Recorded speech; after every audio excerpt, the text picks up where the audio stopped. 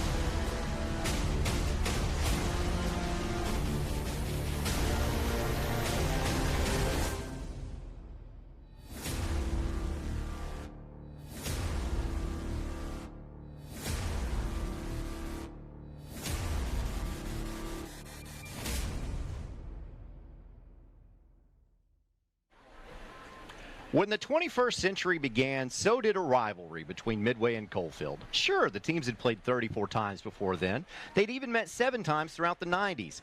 Coalfield won all the games but one that were played in the decade that gave us Gigapets, Pokemon, the TV show Friends, and a trend of wearing shirts too short to cover your belly button. It was the 1999 game where the Green Wave shut out their orange and black opponent 12-0. Until 2004, the two teams would alternate winning against the other as Midway won the 2003 and 2004 regular season games to snap the streak, but Coalfield got the last laugh, winning in the playoffs the latter year 21-0. Between 1999 and 2008, this matchup was played 12 times, with each program winning 6. An unpopular district realignment, the Z-Plan, separated the two small schools. Coalfield did win a playoff game, though, in the quarterfinals of 2013. In 2015, this rivalry was again a region matchup, but Coalfield has dominated lately, taking the last 7. Can they make it 8 under first-year head coach Benson Napier, or can Ron Treadway be the first Midway coach in 13 years to open up a can of Raid on the Wasps from Morgan County? We'll find out tonight on our OEB Law Game of the Week. Day or night, 24/7, someone will be there to answer and give you a free consultation to get to work on your case immediately. Call 865-546-1111 or visit the website full of helpful information, recintoacheck.com. That's OEB Law. I'm Aaron Harvey, joined once again by my colleague and football intellectual superior, Coach James Hoot Gibson. You graduated high school in 2006, and even though you didn't play for either of these schools, you were probably aware of how heated this contest was around that time. Oh, it was always a big-time game, and whenever these two teams met, it was always a big game. So I'm excited to see what we have in store for us tonight. Me too. Coalfield was stellar to open the season, but has since lost 2 straight. Midway finds itself at 3-1. What do you expect to see out of each program tonight? I expect to see a hungry Coalfield team who is eager to show the corrections that they've made over the last 2 weeks with the losses that they had with Carter and, was it Cloudon? That they lost last week too, Coalfield? Gordonsville, big loss. So, you know, they're very hungry. Midway, I expect to see a team that never quits and plays very physical, classic Midway high school football. Well, we'll talk more about this a little later, along with taking a look around the viewing area as well when we get back. This is the OEB Law Game of the Week. Football is back. And OEB Law is excited for a season full of big hits, perfect plays, and those nail-biting near misses. If you've been injured, OEB Law will come to your defense and tackle any obstacles blocking you from scoring a full and fair settlement. Call OEB Law 865-546-1111 and turn your wreck into a check. With one small step, you have the potential to make a big difference in this world. It starts here at Roane State Community College. There's never been a greater need for health science graduates, and Roane State has the program to get you there. With 11 different health science degrees and 7 certificates offered, the choice is yours. Roane State, healthcare heroes start here. Apply now at roanestate.edu. Patterson's Appliances has been helping families like yours find quality home appliances from trusted brands including Whirlpool, Maytag, and KitchenAid for over 55 years. Our knowledgeable appliance specialists know how to outfit your kitchen or laundry room with the right appliances to meet your needs. We service what we sell with our own in-house factory-trained service technicians, and for the DIYers, our parts department is always ready to help customers find the appliance parts they need. Patterson's Home Appliances, because we care. I am a Simplicity dealer. This business is my life, my career. If you need a new mower, I'll help you choose the model that will make your property look its very best, and even let you take a test drive. When it does need service, you can rely on my factory service training and genuine parts. Because I don't just sell products, I build relationships. I am a Simplicity dealer. S.L. Bowman & Sons, 524 North Front Street in Rockwood. Evans Mortuary has been serving the needs of families in and around Roane County since 1976. As established members of our hometown community, we understand the security of dealing with people you know you can trust. We build our reputation on this trust. The Evans family appreciates the confidence the community has expressed in us over the years and will constantly strive to earn that favor. Evans Mortuary, 805 North Gateway. 1952. That's the year Hammers opened the first store in East Tennessee. Now there are 5 stores and there's always something new. Like in Hammers' popular ladies' boutique department, you'll find the lowest price possible on new arrivals every week. Find similar deals in the men's department and the expanded rug department. Plus, special purchases always offer surprise savings. You never know what you'll find next at Hammers. Mulch and more. Welcome back into the OEB Law Game of the Week. We are in the Emerald Forest, south of the river. It's Midway. Coalfield is in town for a region matchup. We are very excited about this game. Brought to you by OEB Law, of course. Go to wreckintoacheck.com or call 865-546-1111. I'm Aaron Harvey, joined by Coach James Hoot Gibson. Let's talk about some of the things going on around the area. South Doyle, despite losing its last 2 games, has to be thought of as a potential state champion this season. Tonight, the Cherokees are going on the road to take on an improved Fulton team. This was a 10-point game last season. How do you see it playing out tonight? Fulton is finally back to playing big boy ball, but I think South Doyle rolls tonight. Rolls. Interesting prediction. Interesting indeed. Okay. Now, Fulton's good, and Yeah. I expect them to challenge South Doyle heavily, but look for South Doyle to start pulling away late in the second half. So Halls gave Powell all it wanted last week. The Red Devils are tough, despite that 3-3 record. Sevier County sports an equal record. The Smoky Bears play host tonight, which will see one team leave with a winning record and the other leave with a losing record. Thoughts? Great game, but I think Halls will pull out their 6th straight win over Sevier County. It's hard to believe that Halls has won 6 straight in that right? series. It shocked me. You know, Oneida began the season with a disappointing loss to Williamsburg, Kentucky. That apparently served as motivation, though, because now the Indians sit at 5-1 on the year as they get ready for a tough Rockwood team that we saw last week. This is a big region matchup as the teams will be vying for a potential home game in the playoffs tonight. What do you think about it? This game will be huge as both teams are trying to shake off those early season injuries. This one is going to be huge, so I expect to see not very many points scored in that ball game. I think it's going to be more of a defensive type game. But I'm going to keep my eye on the scoreboard for that one. I would expect that out of those two programs too, because they're hard-nosed. That's one of those that you like because it's 3 yards in a cloud of dust kind of games. It is, but again, Rockwood has the capability of putting a lot of points on the board. So does Oneida. So it wouldn't shock me neither to have a 40-38 type ball game up there either. Yeah, they played some classic games over the years, and I expect tonight to be no different than that. So we've got some other things around the area to talk about, and also a little bit later we will preview our matchup tonight between Midway and Coalfield. Right now we're going to take a break. You are tuned in to the OEB Law Game of the Week. Mulch & More in Midtown is your landscaping headquarters. They offer mulch, topsoil, all types of gravel, sand, rock, crab orchard stone, riprap stone, and limestone gravel. Mulch & More does light excavation work. Do you need a driveway repaired? They can do it. Plus, Mulch & More can do your water and sewer lines, French drains, and more with Ditch Witch services. So whether you only need a half cubic yard up to 20 cubic yards, Mulch & More can help you. Give Gary a call today at 865-234-7060 at Mulch & More in Midtown.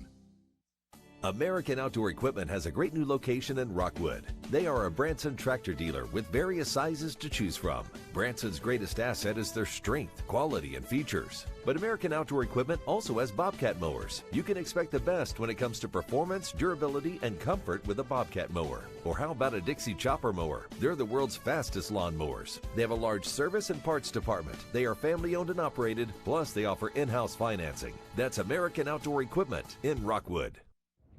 You call your agent with a simple question, only to get sent to voicemail again. We pick up the phone. Did you get this? Hello, this is Sam. How can I help you? Like I said, we pick up the phone because it's ringing. That's simple human sense. Ask Griffin Insurance Agency in Kingston if auto owners make sense for you. Hello, this is Sam. Energize your home with natural gas from ORUD, your affordable energy choice. See all the ways natural gas can improve your home by visiting one of the ORUD showrooms in Oak Ridge or Kingston.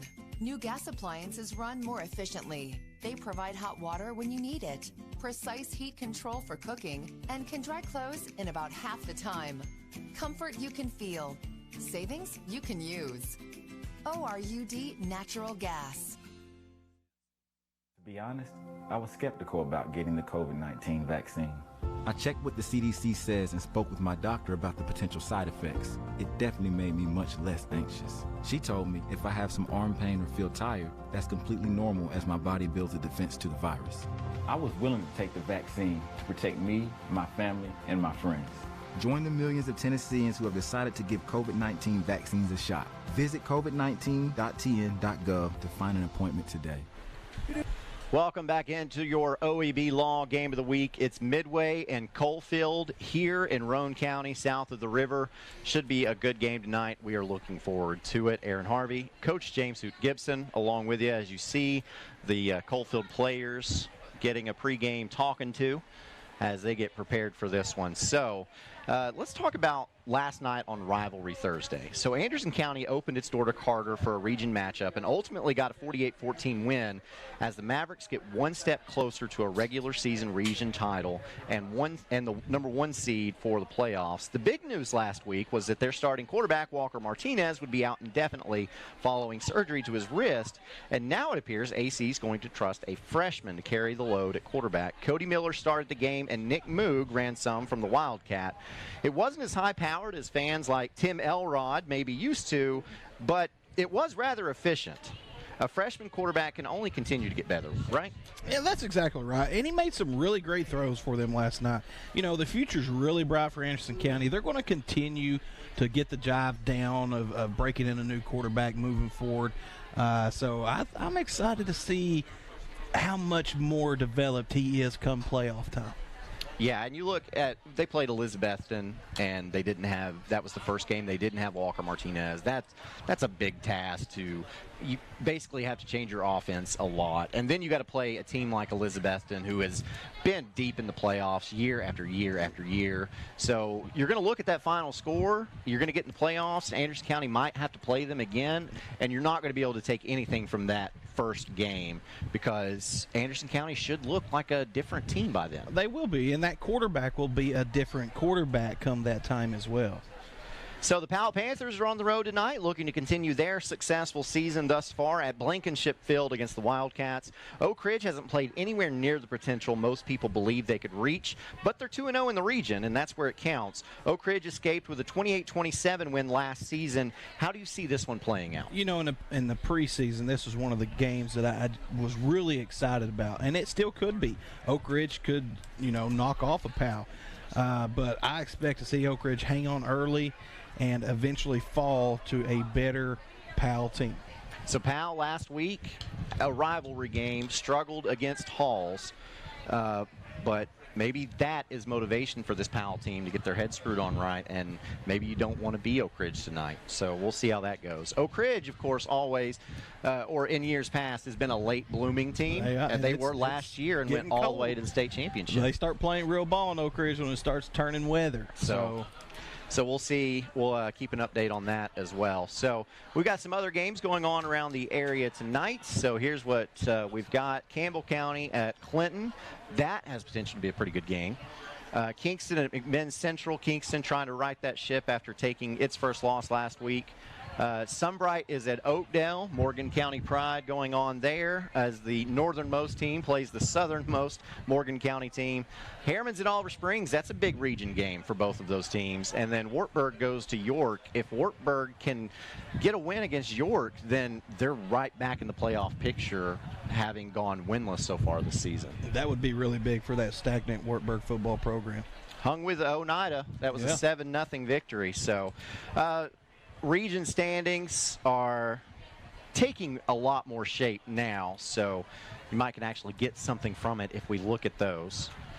So let's start with Class 1A Region 2. That is this one. Coalfield 3-0, Greenback 2-0. That is always, not always, but most of the time, the game that decides the regular season region champion, and it looks like it's going to be that way again right now. But we'll see if Midway has anything at all to say about that.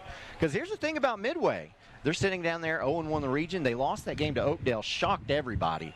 But Midway still controls its own destiny.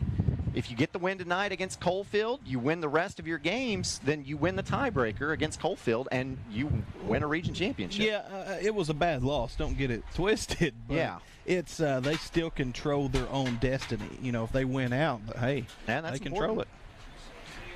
So moving on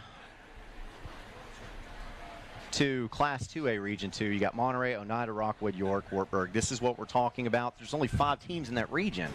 York is sitting there in the 4th spot. If Wartburg could get that win tonight, then bam, you're right back in the playoff picture. Yeah, York is a pretty tough team this year, really, with that running game.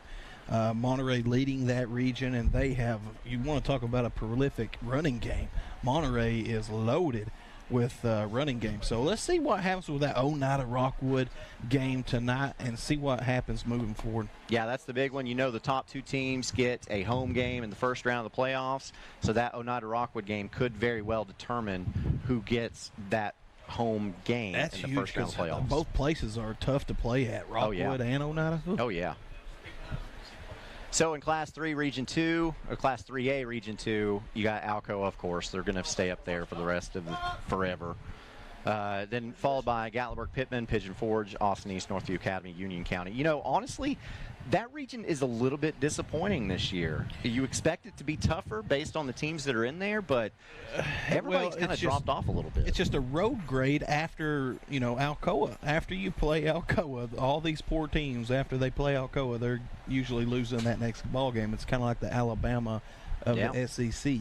So, whoever's in that region, it's a fight, and there's a lot of Band-Aids that's being used in that region there. You got to love seeing Union County at 2 and 3. Though. That is awesome to see because that has been a stagnant program for 20-plus years. Yeah, it's been rough. So Class 3A Region 3, Loudon leading the way. Kingston sitting right there in second, followed by Signal Mountain, McMinn Central, Brainerd, and Sweetwater. There's Kingston. A surprise to me is Sweetwater. Yeah. Talk about being hit with something. Yeah. Because they were tough at the beginning of the year. And Loudon, golly, what What else can you say about Loudon Redskins? Sitting there at 6-0, and then Kingston. Kingston's got McMinn Central tonight, so if they can take care of business there. We've got to see how they respond to that butt kicking that they had last week. Yeah. And I'm anxious to see. I know Coach Pankey's going to have them fired up, so I'm picking the Yellowjackets. Sounds good. Class 4A Region 2, you've got Knox Carter sitting there with Anderson County, but that changes after last night. Anderson County now will take that number 1 spot.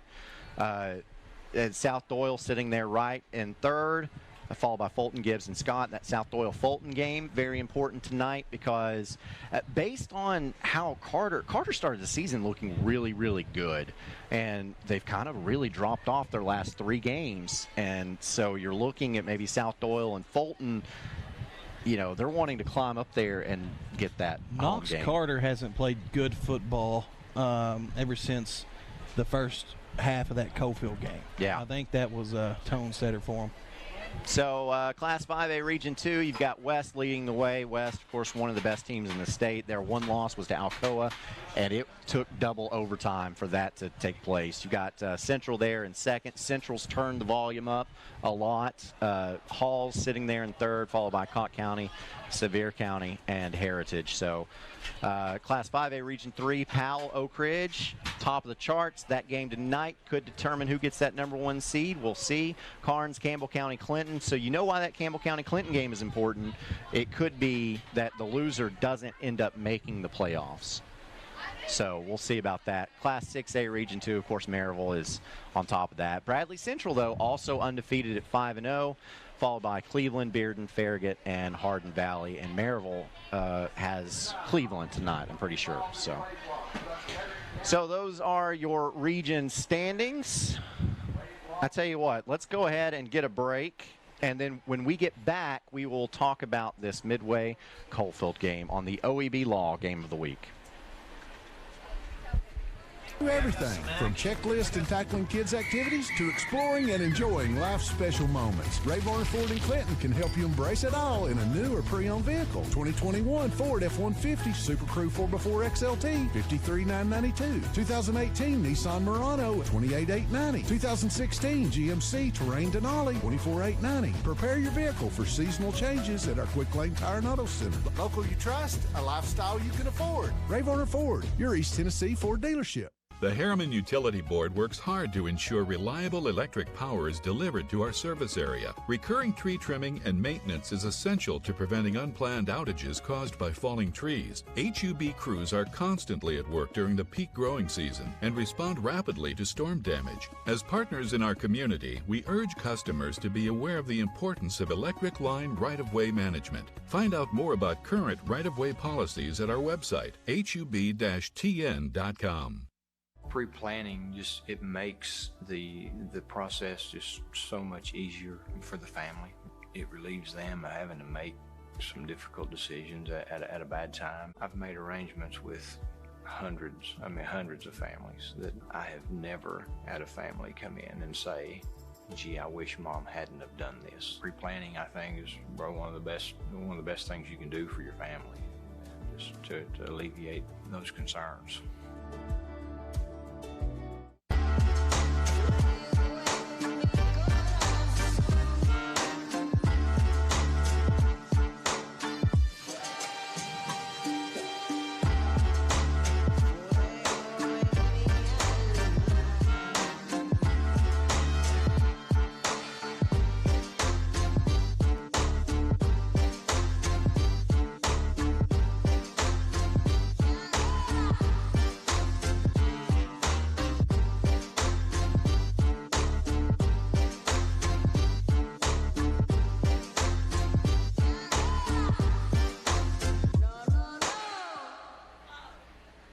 Welcome back into the OEB Law Game of the Week. As you just saw on your screen, we'll be right back here at Midway next week to see Harriman coming to town. So that'll be interesting. I think that is a potential great matchup as well. But first, let's talk about this Coalfield Midway game that will take place here as kickoff is If the clock is correct, we're looking at about 5.5 minutes away. So Aaron Harvey, Coach James Hoot Gibson along with you. You know, at the start of the season, Midway was picked as a potential sleeper in all of Class A. The Green Wave held a 6-2 record last season before losing in the final 3 games to finish 6-5. Coalfield, on the other hand, was 1 game away from another state title appearance after an undefeated campaign that ultimately ended at the hands of South Pittsburgh. A week later, however, Yellowjacket head coach Keith Henry passed away from complications due to COVID-19. His brother Jared, who was the defensive coordinator, would also succumb to the virus. Benson Napier, a 2014 graduate of CHS, was called home to take the reins of this prestigious program, and I don't think any of us knew exactly what to expect out of this squad. So far, though, they've risen to the challenge and are playing for the Henry brothers. Yeah, Coalfield has who they wanted to lead their football program, and I think they chose the right person. Ron Treadway has been a Roane County guy and has been on coaching staffs for years. He left an administrative position at Sunbright to fill the coaching vacancy left by Ryan Minton in 2019, who left to become the offensive coordinator at CAK. Tonight's home team has done well so far in the 2.5 seasons under Treadway's guidance, but they haven't gotten that big signature win yet. They've been close, though, and tonight is another opportunity for one. Yeah, it's a big opportunity for this Midway squad to perform on the big stage, play on TV tonight, and show everyone their improvements since we covered them last year. Both teams are statistically similar on offense. Coalfield quarterback Cole Hines averages under 100 yards through the air per game, but he's also thrown for 10 scores and hasn't received a heck of a lot of playing time, considering Coalfield's first 4 games were complete blowouts. Hines is also the 3rd leading rusher with 129 yards and 3 scores, as you see him on your screen there. Capable of throwing that football. He throws that ball a lot better than Joe Milton and Hendon. I hate to say it, but so that's Cole Hines, the quarterback for Coalfield. Midway quarterback Emmett Heglund is averaging 169 yards per game through the air and has thrown for 13 scores in only 4 games. He's a special player behind center. As you see, he's got a big arm as well. Very capable of throwing that football. His running back, his featured back, Ty Mason, averaging about 60 yards per game. You know, Coalfield has a 2-headed monster at running back with Landon Lau and Kanan Bowling. And Bowling has 37 and Lau and Bowling have 37 and 33 carries respectively. As you see, there's Kanan Bowling getting the carry on your screen now. Both teams plan to establish the run and to be physical, and both defenses are going to be challenged tonight. No, absolutely. You see on the screen the top talent that both of these two squads bring here tonight for your view pleasure.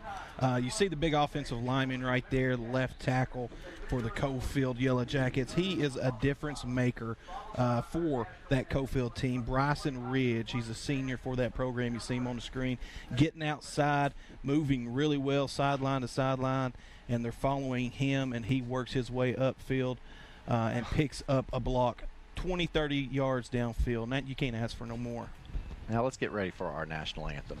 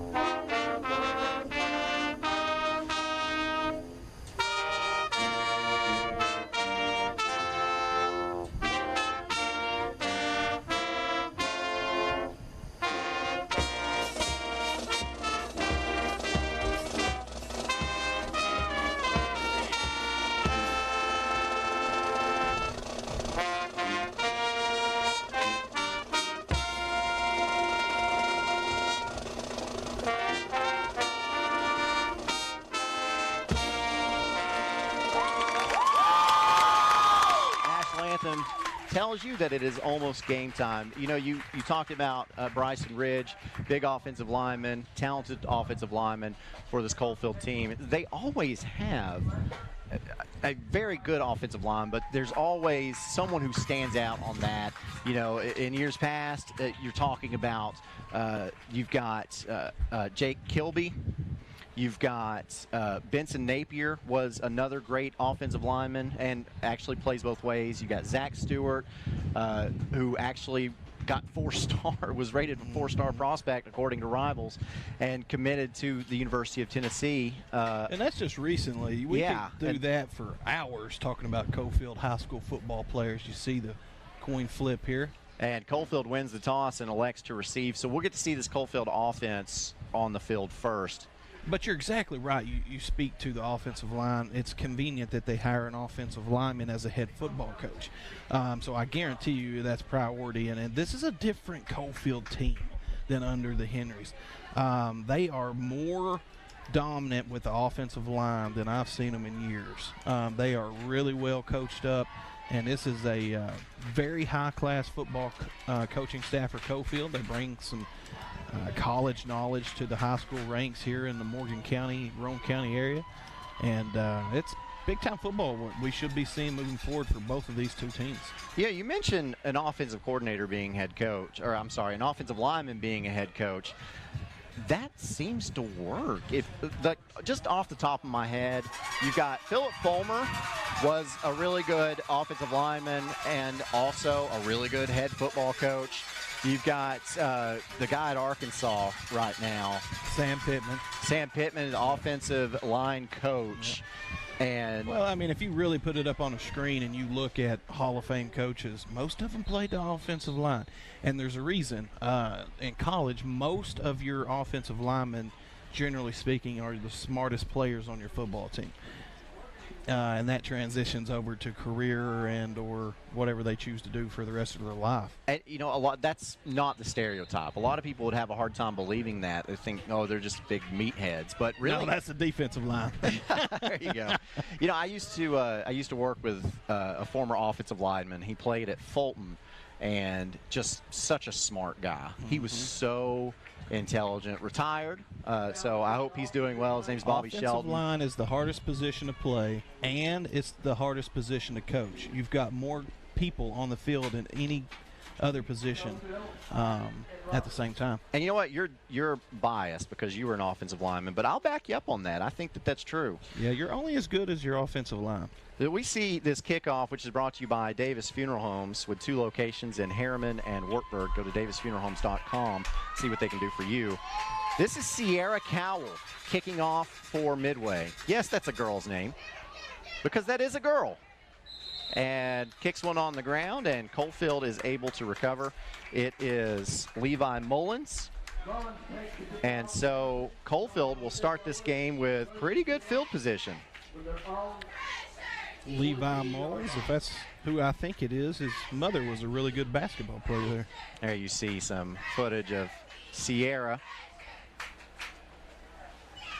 Got a big leg. She can kick. Yep.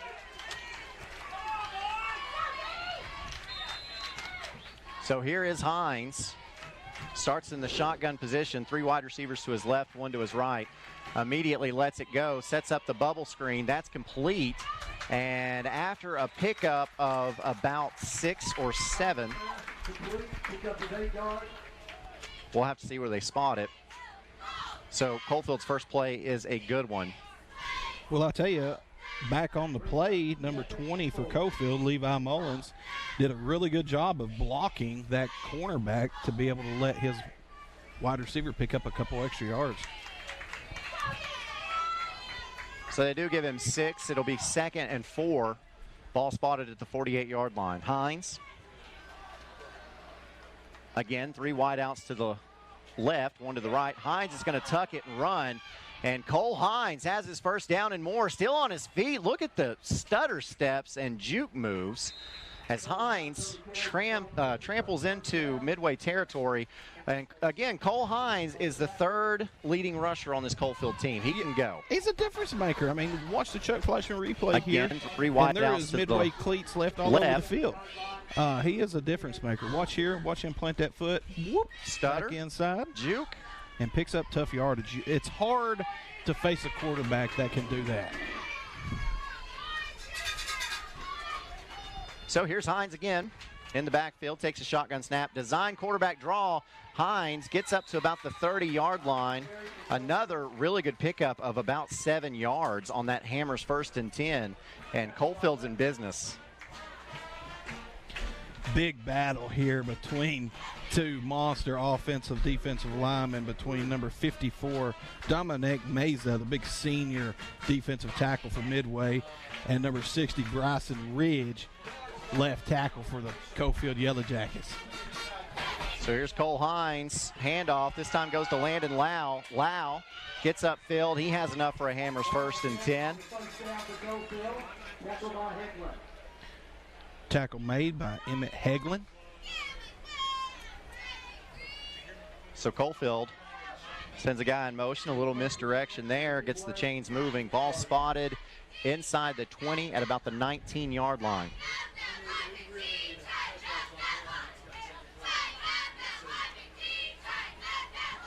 Midway lining up in a 3-4 defense.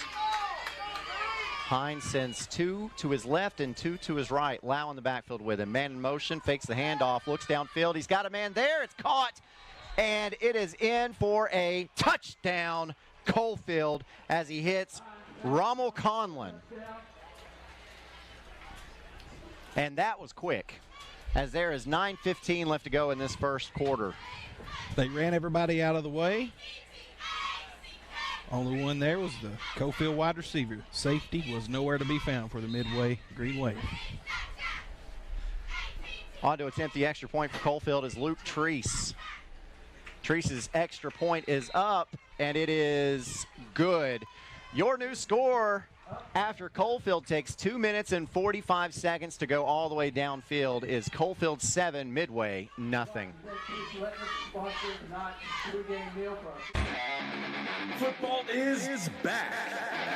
And OEB Law is excited for a season full of big hits, perfect plays, and those nail-biting near misses. If you've been injured, OEB Law will come to your defense and tackle any obstacles blocking you from scoring a full and fair settlement. Call OEB Law 865-546-1111 and turn your wreck into a check. And welcome back into your OEB Law Game of the Week.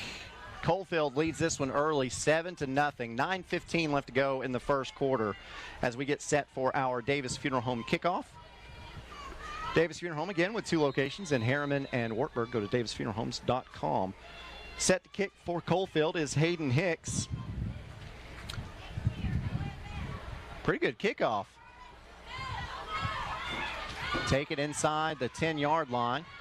For Midway, it's Austin Cathers. And Cathers gets up to about the 22-yard line, and that is where Midway will have a Hammers 1st and 10. And we'll get to see Emmett Heglund for the first time as we see this on the Chuck Fleischman replay. Midway does a really good job getting back, setting the left wall, but Coalfield did a better job of just getting off the block. I think that's the best kickoff I've seen from Coalfield since 2006. Brandon Davis kicking off. He's got 17 touchbacks on the year.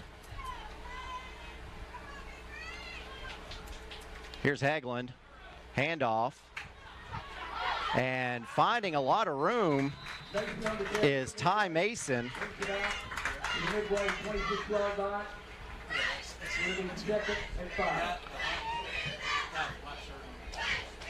You can see Coach Ron Treadway there on your screen as Midway picks up about 5. We see this on the Chuck Fleischman replay.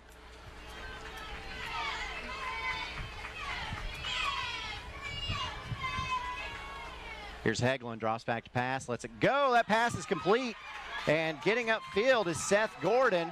And he'll have enough for a Hammers 1st and 10. Ball spotted around the 35-yard line. Just a simple quick set play. Offensive line quick set and tries to chop block the defensive line to knock them down so the quarterback can get the ball over their head. And he's able to here. Big play for the Midway Green Wave. I love Heglund's arm. Very talented quarterback. Kid can throw. Really throw the deep ball well, as we've seen on the highlights earlier. Heglund has Mason in motion, gives off right up the middle, a little dive play. Heglund able to shuffle around and stay on his feet after a pickup of just one, though.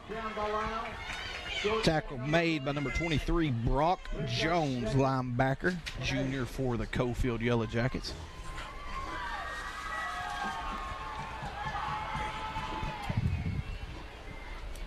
Give him 1.5. Midway will have 2nd and long here. Heglund's got 2 wide receivers to his left, 1 to his right. Drops back to pass. Now steps up in the pocket and runs. Gets across the 40 before he's brought down. We'll give him a pickup of about 5, and we'll bring up 3rd and about 4. Braden Burgess in on the tackle, the big defensive tackle for Coalfield Yellowjackets. You see on the Chuck Fleishman replay, hanging on. He collapsed that pocket, kept the quarterback from picking up a first down. It's now Midway facing 3rd and a short 5 or a long 4. Heglund gets the play call from the sidelines. 6:45 left to go in this first quarter. Takes the shotgun snap, drops, gets it off to Mason. Just a quick out. Mason loses the football, and Coalfield has it. There's a fumble on the play. And coming up with that fumble is Brock Jones, and Coalfield will have a Hammers 1st and 10 in Midway territory. What a play by Brock Jones, who had a heck of a drive so far, as you see on the Chuck Fleishman replay. Quarterback throws it out to his running back. Yeah, and Mason was going to be about 3 yards shy of the first down anyway. But to cough up the football there doesn't give you an opportunity to punt. And now Coalfield has excellent field position as Hines comes back out onto the field. Handoff, here's Kanan. Brock, and gets across the 40. Tackle made by Austin Cathers, running back, senior for that Midway squad. Did a really good job breaking through the line of scrimmage and making a good secure tackle. That's Kanan Bowling. I said Kanan Brock, who is a former Coalfield player. So a gain of 1 for Bowling. Sets the ball at the Midway 40, 2nd and 9. Clock continues to run. 6 minutes left to go in this first quarter. We're halfway done with it. Hines with Bowling in the backfield with him. Takes a shotgun snap, fakes the handoff, now finds a receiver upfield. That pass is caught. Yeah, it was a really good job by the offensive coordinator at Coalfield to spread the field open and attack the middle of the field there. There was no help by the inside linebackers. Easy pitch and catch. Yeah, able to hit Eli Roberts. And Coalfield has another Hammers 1st and 10. Ball at the 24-yard line as Coalfield threatening to score again. As now we are going to be joined by Tim Elrod. What's up? OEB Law. I bet you're a happy man after last night as Cole Hines takes off on the quarterback draw. Jumps up into the air. Wow. Wow, what a great play right there. There's a flag on the play, so we'll find out what that is. But, yeah, last night you were in attendance for Rivalry Thursday. Block in the back on Coalfield is the call, so that'll back the Yellowjackets up. As Anderson County handled business against Carter. I think Anderson County really found their identity for what they're going to be for the rest of the season. They're going to line up. They're going to run the ball down your throat, and if you commit to many people, they can pass. Look at that block in the back right there. Yeah, that was pretty clear. But that was a great play at the end, though. Very athletic. Really, that's Coalfield's quarterback is really leading them down the field. They did on that last series. He's had, what, 2 receptions, really good receptions, so had the touchdown pass. So this will bring up a Hammers 1st and 15 as Hines drops back to pass. Looks to his right, now looks to his left. He's going to be wrapped up and dropped.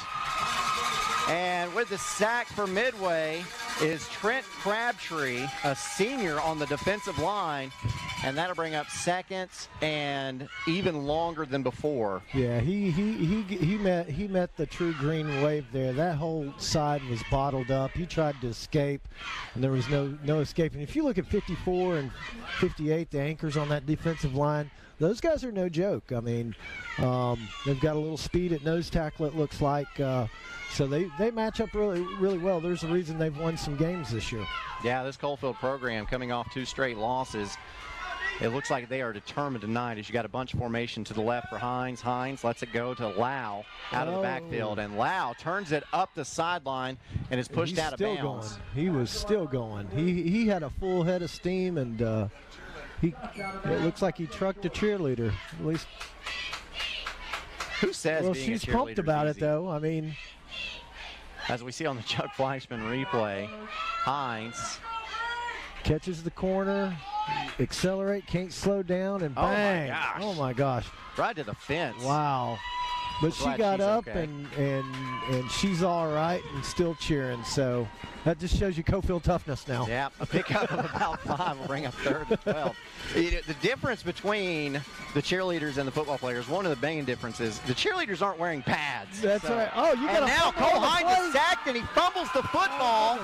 And coming up with it for Midway is Dominic Meza, one of those huge defensive linemen that you were just talking about. So the 2 teams trade turnovers with 3:54 left to go in the first quarter, and now Midway's going to take over. As that was a wonderful play.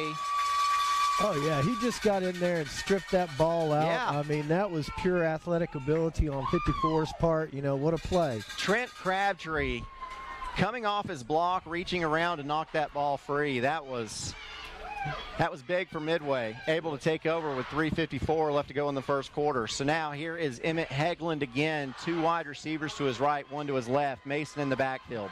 Mason does get the carry, crosses the 35, gets up to about the 37-yard line. That's a really good pickup on first down. He'll be about 4 yards shy of the yardage to gain. Yeah, he had both hands on that ball coming out of the backfield. As soon as he got that ball, I'm sure that their coach over there probably advised them that it would be best to keep both hands on the ball and not get another costly turnover. But, you know, with their turnover just now, certainly a momentum, you know, it just seems like it's going back and forth. So great ball game, no doubt. Ty Mason, a senior on this team, as now there's a play action pass. That's complete to Brennan Reed, but not for much at all. No, Coalfield, they're not going to let them have those short passes, I think. You know, if Midway can establish a little bit more of the run, maybe that'll be more effective going downhill or over the top and try to get behind them that way, go vertical. But I don't think Coalfield's going to let them have the edges tonight, and that's okay because, you know,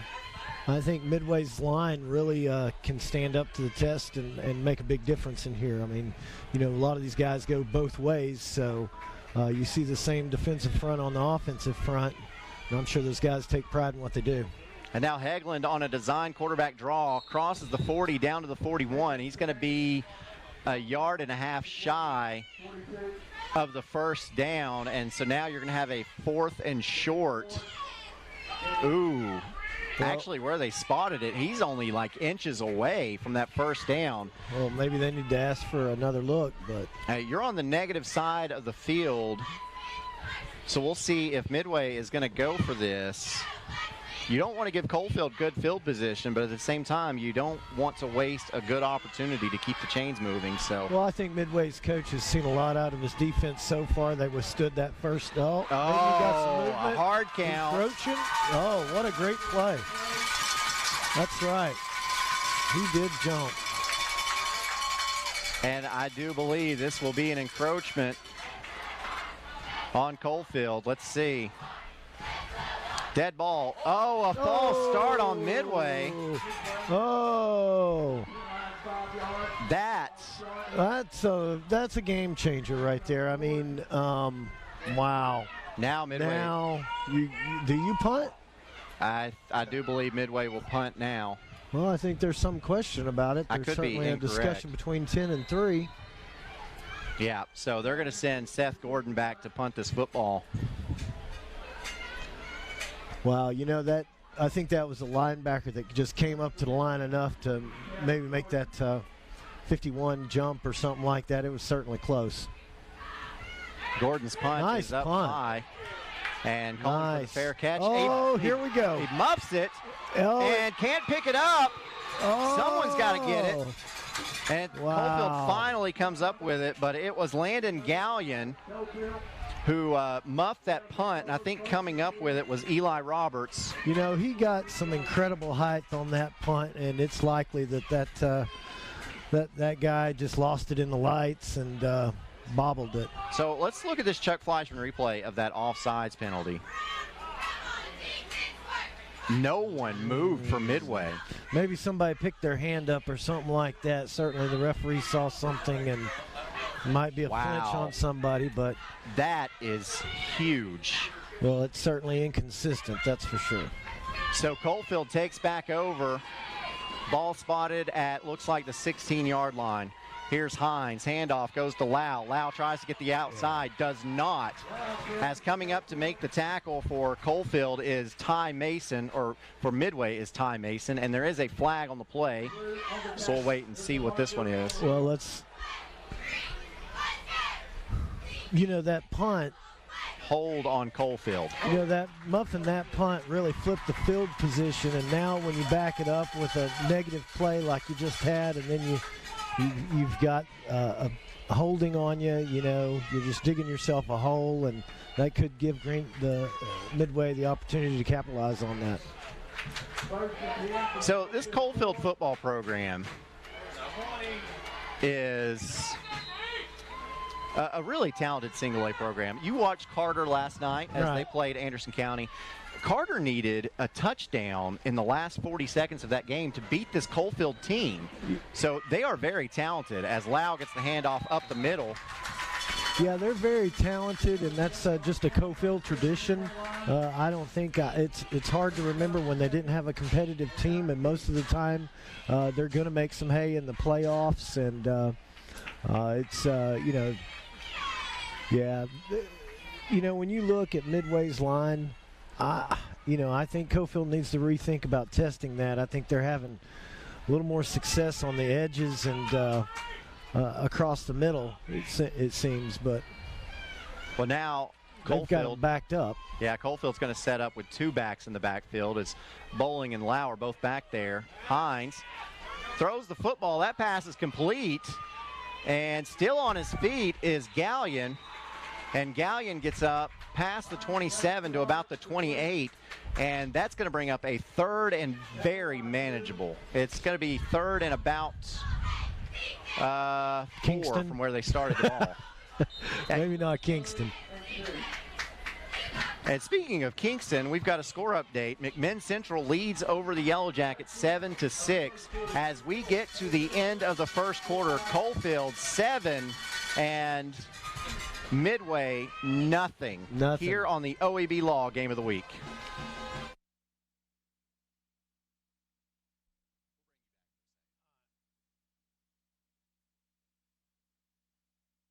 Small step.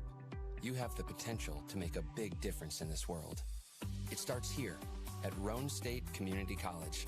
There's never been a greater need for health science graduates, and Roan State has the program to get you there. With 11 different health science degrees and 7 certificates offered, the choice is yours. Roan State, healthcare heroes start here. Apply now at roanstate.edu. Back at the OEB Law Game of the Week, Aaron Harvey, joined by OEB Law's Tim Elrod, as we are in Midway. Coalfield in town with the football, up 7-0 over the Green Wave, and they'll have a 3rd and 4 to start this second quarter. As you see on your screen, Tyler Keithley, a former football player, played with Old Parker McKinney. I don't know. Have you heard about Parker McKinney? Parker McKinney. Yeah, he's a quarterback for this Coalfield team. As a freshman, led Coalfield to a state championship game. Right. Now the starting quarterback for Eastern Kentucky. Wow. Yeah, the Colonels got an upset victory last Saturday against Austin Peay with good Parker behind center. Ain't that great to see? Ain't that great to see when you think, how can they keep going? And you hear stories like that. That's that Coalfield toughness. That's Roane County football. That's Morgan County football. It's just really great, hard-nosed football.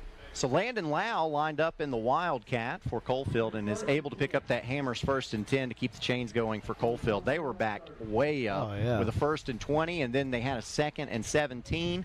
Able to convert that, though, and keep these chains moving. If you're just joining us, both teams have a turnover. So you love high school football. That's why you're here. That's why you enable us to be here, and I can't thank you enough for that. And I know the kids appreciate it as well. So I guess you're going to stick around for this one, and you're going to see a dogfight, it looks like. It looks like it, and I really appreciate y'all having me on and everything you do for high school football. It's always important also to thank the viewers out there. If you're watching on OTT methods, with Roku or whatever box, or you're watching on Comcast 12 or whatever the tune-in station there is, I'd encourage you to tell your friends to tune in. I know a lot of people live across the country. I've seen it in the comments. Oh, yeah. And they always like to check in on their hometown, and they should spread the word whenever they have an opportunity to tell them to tune in to the OEB Law BBB 12 Game of the Week. It's good time, and I love doing it. And we've got a flag on the play. One thing I love for these kids is these games stream on YouTube, and they stream on Facebook, and so they're saved there. These kids can go back and watch these games, and so they've always got the game film if they were on TV, which is something that, as a 2007 high school graduate, I absolutely didn't have. So I love it for them, and that's made possible, of course, with a lot of help from OEB Law and, of course, everything that owner Brad Jones does. Absolutely, absolutely. Definitely takes a team effort and good partnerships, relationships to pull stuff like this off. It's hard to do at the level that we do it, and I'm so proud of the production that we have, and, in the great high school football we get to see, and I get to see all over East Tennessee. So it's certainly I have got a lot of positive memories. Well, we're going to let you jump off here and go enjoy this one, and we're going to see a good ball game. I can tell right now. Oh yeah, I think it's 35-28 one way or the other. Well, we'll see as Hines drops back to pass, and pass is incomplete, almost a fumble there. Thank you, Tim Elrod, for joining us of OEB Law. We're going to get Coach James Hoot Gibson back in here to talk about this one, as we saw an offsides penalty against Midway, which moved Coalfield a little bit closer, and Hines, you see on the Chuck Fleischman replay, a good pass, but even better defense that time by Ty Mason to knock that ball free. Coalfield faced with a 3rd and 5. You got to stand back for a second, not in the headset. What were your takeaways from the things that you saw? We'll get that in just a second as Cole Hines takes off from the quarterback position. He's got the Hammers 1st and 10 and more. Look at this foot race. Cole Hines has some speed. Coming up behind him to finally make the tackle is Caleb Goodman, and Goodman tried to knock that ball free, but Hines held on to it, and Coalfield in business again. Huge first down by the Coalfield Yellowjackets. Cole Hines just doing it with his feet, as you see here on the Chuck Fleischman replay. Options not there. He sees that it's covered, makes something happen with his feet, and that's the difference maker. He's just improvising, being an athlete. So ball is going to be spotted at the 22-yard line, where Coalfield will have a Hammers 1st and 10. Hines in the backfield with Lau, 2 wideouts to the right, 1 to the left. Here's the handoff, goes to Lau. Lau can't find much running room up the middle, and that's kind of been the story for Coalfield so far.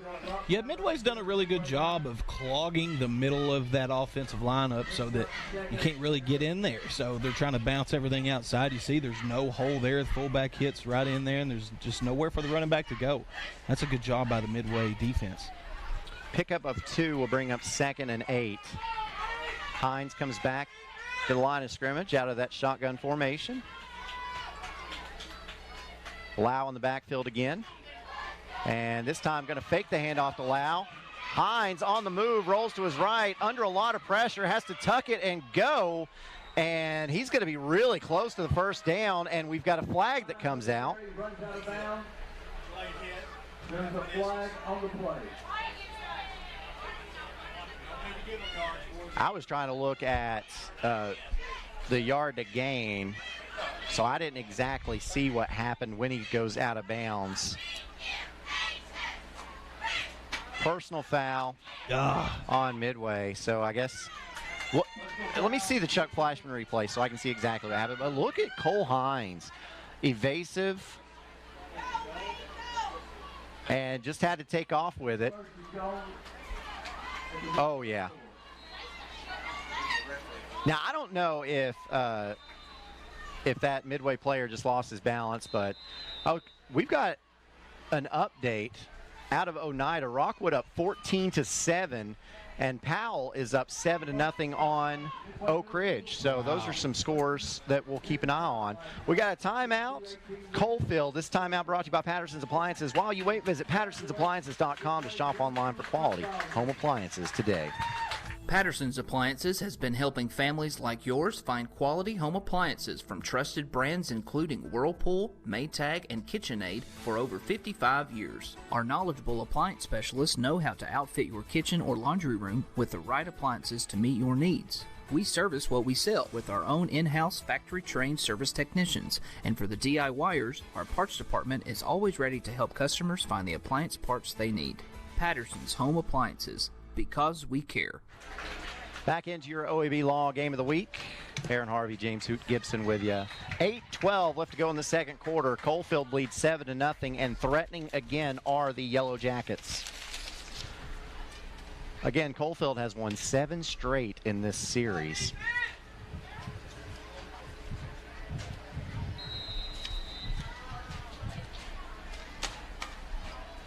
Yellowjackets with a 1st and goal after that personal foul penalty.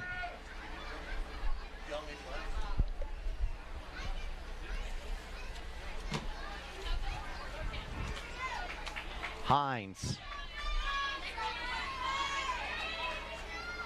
Junior leads his team back out there, and here's another design quarterback run. Cole Hines walks into the end zone. Touchdown, Coalfield. Cole Hines is having a night. With 8:06 left to go in this first half, Coalfield extends its lead. Makes play calling easy whenever you can let your quarterback run the football up the middle like that. Credit Landon Lau for stepping in to the role of fullback on that play for Hines. As now here, Treese is on to attempt the extra point, and it's blocked. So this will remain your score. Coalfield leads 13-0 over Midway. 8:06 left to go in the first half here at Midway. I am a simplicity dealer. This business is my life, my career. If you need a new mower, I'll help you choose the model that will make your property look its very best, and even let you take a test drive. When it does need service, you can rely on my factory service training and genuine parts. Because I don't just sell products, I build relationships. I am a simplicity dealer. S.L. Bowman & Sons, 524 North Front Street in Rockwood. Back into your OEB Law Game of the Week. Aaron Harvey, James Hoot Gibson. Coalfield leading over Midway 13-0 with 8:06 left to go in this first half. As we get set for your Davis Funeral Home kickoff, Davis Funeral Home with 2 locations to serve you, 715 Morgan Avenue in Harriman and 211 Old Mill Road in Wartburg. Their support in your time of need does not end after the funeral services. Here is Hayden Hicks set to kick off. Good kick. Beautiful kick. High spinner will go into the end zone. That will be a touchback. The 20th of the year for Hayden Hicks, and Midway will start this drive at the 20-yard line, where it'll be a Hammers 1st and 10.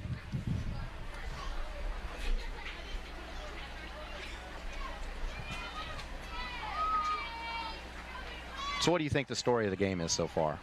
Coalfield's offensive line just getting a lot of push around the offensive tackle area, and it's allowing the quarterback just to be the difference maker. He's been the difference maker in the game so far, Cole Hines of Coalfield. Here's Emmett Heglund, fakes the handoff to Mason. Now lets it fly. He's got a man wide open. That pass is caught. What a beautiful throw and great catch by Caleb Goodman. Running stride for stride with him was Eli Roberts, but Goodman able to secure that catch. Look at this, Chuck Fleischman replay. Just came down like a missile.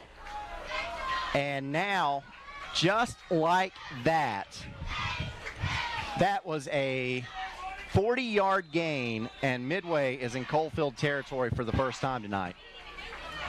And they're lucky that he tripped over the Coalfield defender, or he's scoring 6. This offense can score in a hurry. Heglund, handoff, Mason, crosses the 40, gets down to about the 39-yard line. Pickup of 1 will bring up 2nd and 9.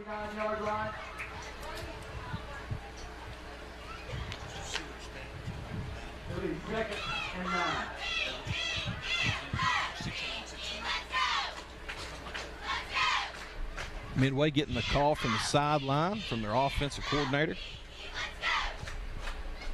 I see this Chuck Fleischman replay. Both teams, both defensive lines doing a great job against runs toward the middle. As here's Heglund, drops back to pass, pump fakes, now lets it fly. He's got a man there. That pass is incomplete.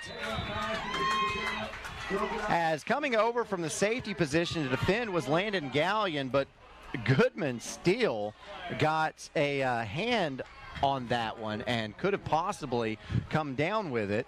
As you see this Chuck Fleischman replay. Now there is a flag on the play, but Goodman put himself in a good position to possibly catch that. As now the flag is going to be waved off and Midway will face a 3rd and 9. Yeah, he started playing defensive back there and just broke up the ball before the Coalfield interception. Wide receiver noticed that the defensive back of Coalfield had eyes the size of saucers. He said, uh-oh, I better start playing defensive back here. You don't want to have another turnover here when you're down 13. 7 minutes left to go in the second quarter. So here's Heglund, drops back to pass, sets up the screen, and with a lot of running room in front of him is Seth Gordon. Gordon still on his feet to the 5, to the end zone. Touchdown, Midway. 6:53 left to go in this game. And there's a flag. There is a flag. We'll have to see what it is. See where that flag is thrown. That's thrown maybe 5 yards past the line of scrimmage. And it looks like this one is going to come back. As you can hear the air come out. A block below the waist on Midway. Let's see on the Chuck Fleischman replay. Okay, so that took place around the yard to gain. So watch around the 30-yard line. It's number 5 there on your screen. Oh, that's a bad call. That is. Yeah, that's not a good that's not a good call at all. That goes against Austin Cathers. And I don't like picking on officials. We have replay, they don't. They've got to do it in real time, but that is probably the 3rd very, very, very questionable call that we have seen tonight, as that's going to back the ball back up to the 45-yard line and bring up 3rd and 15. So here is Heglund. Sets up the option, goes to Mason. Mason gets around the outside, but credit on that play. Landon Lau holding on for his life and getting the getting the tackle, and these Midway fans are not happy. They thought that some extracurriculars should have been called. And as you see, these are your keys to the game for Midway. Limit penalties, force turnovers, and win the kicking game. So far, the penalties are killing Midway. Yeah, and that's the difference in the scoreboard. You know, it should be 13-6 right now. And unfortunately for Midway, they've been plagued by penalties, and it's, you know, their own doing. Midway looks like it's going to go for it here, trailing 13-0 with 6:05 left to go in this first half. 4th and 11. Here's Heglund. 3-step drop. Looks, now steps up into the pocket. Has to get rid of it. That pass is tipped, but still caught. But making the play on Austin Cathers is Coalfield before he could reach the line of game, and this is going to be a turnover on downs. That's a strong throw by Heglund. To be we've got another flag on the play. Let's see what this one is. Oh. That's going to be a targeting. Personal foul, targeting on Coalfield. Okay, so let's see if we can tell what happens here. Let's see, this ball is tipped, but Cather's still able to make the play somehow.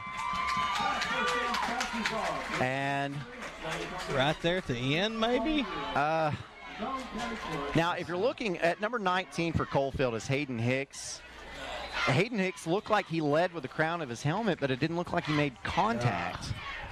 I don't know. Either way, that's going to set Midway up with a Hammers 1st and 10. Here's Mason with a handoff. Finds a hole over left tackle and gets it down to about the 15-yard line on that Hammers 1st and 10. So that's a pickup of close to 5. Will bring up 2nd and 5. So Midway able to keep this drive alive. Let's see if Midway can continue to find some success. The big defensive line of Coalfield, they got their hands on their hips. They look like they might be gasping for air right here. Could catch them. This game is going fast. Heglund rolls out to his right, lets it go. He's got a man there open. That's Cathers. Cathers gets inside the 8. I'm sorry, that's Caleb Goodman with the carry. Goodman with a really good move on the Coalfield defensive back to pick up a couple extra tough yards. So they'll give him the 7-yard line, and it will be a Hammers 1st and goal. As you see that arm by Heglund. They had numbers, 2-on-2, pitch and catch. And Colton Henry on the stop for Coalfield. Midway really needs to score here and cut into this Coalfield lead. Here's Heglund. Takes the shotgun snap. Handoff goes to Mason. Mason looking, finding some holes, reaching for that goal line. He's going to be marked shy at the 1-yard line.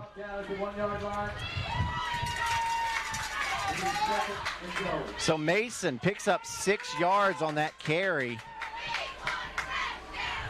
and reached for the goal line right there at the end, but couldn't cross it. So now 2nd and goal from the 1 for Midway.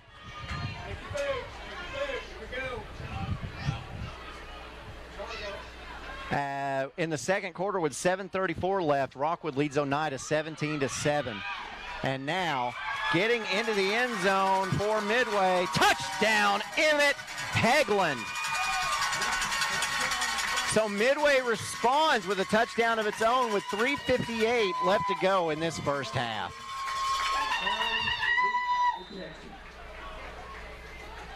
You see on that Chuck Fleischman replay?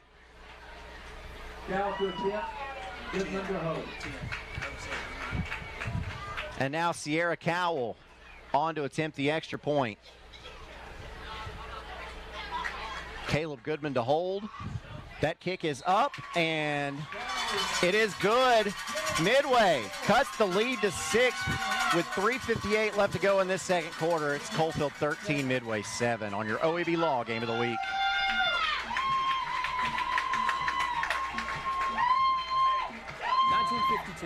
That's the year Hammers opened the first store in East Tennessee.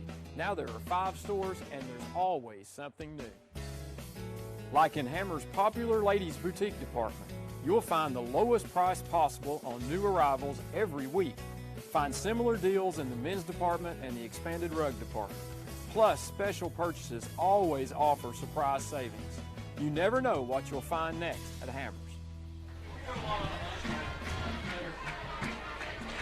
Back at your OEB Law Game of the Week, Midway punches it in on an Emmett Heglund 1-yard run, and Midway cuts the Coalfield lead 13-7 with 3:58 left to go in the first half as Sierra Cowell gets set for the Davis Funeral Home kickoff. Davis Funeral Home with 2 locations to serve you in Harriman and Wartburg. Go to davisfuneralhomes.com for more information. The first kickoff, as Midway opened up by kicking, was a roller, and this one is a pooch kick up in the air taken by Coalfield at the 28-yard line. And on the return is Eli Roberts. And Roberts gets it up to the 35-yard line, and that's where Coalfield will have a Hammers 1st and 10. Midway kicker placed it right where her It coach was wanted a roller, and She this got a one really good is touch on the ball.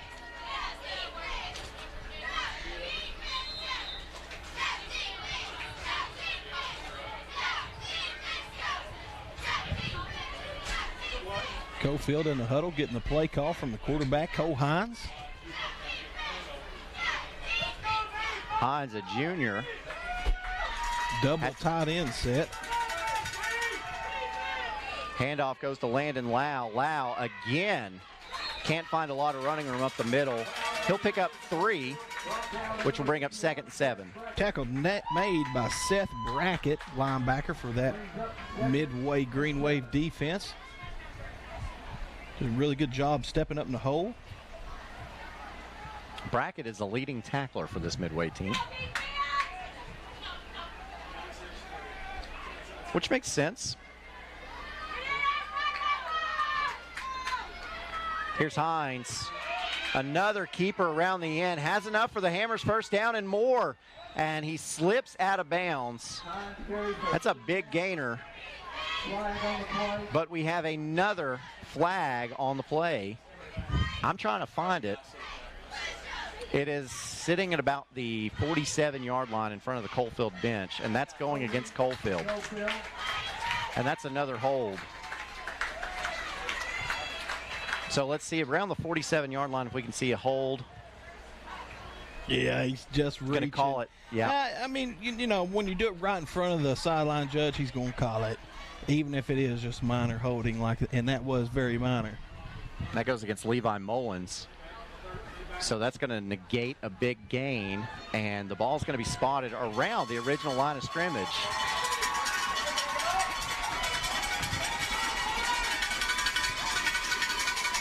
And it is hopping south of the river right now.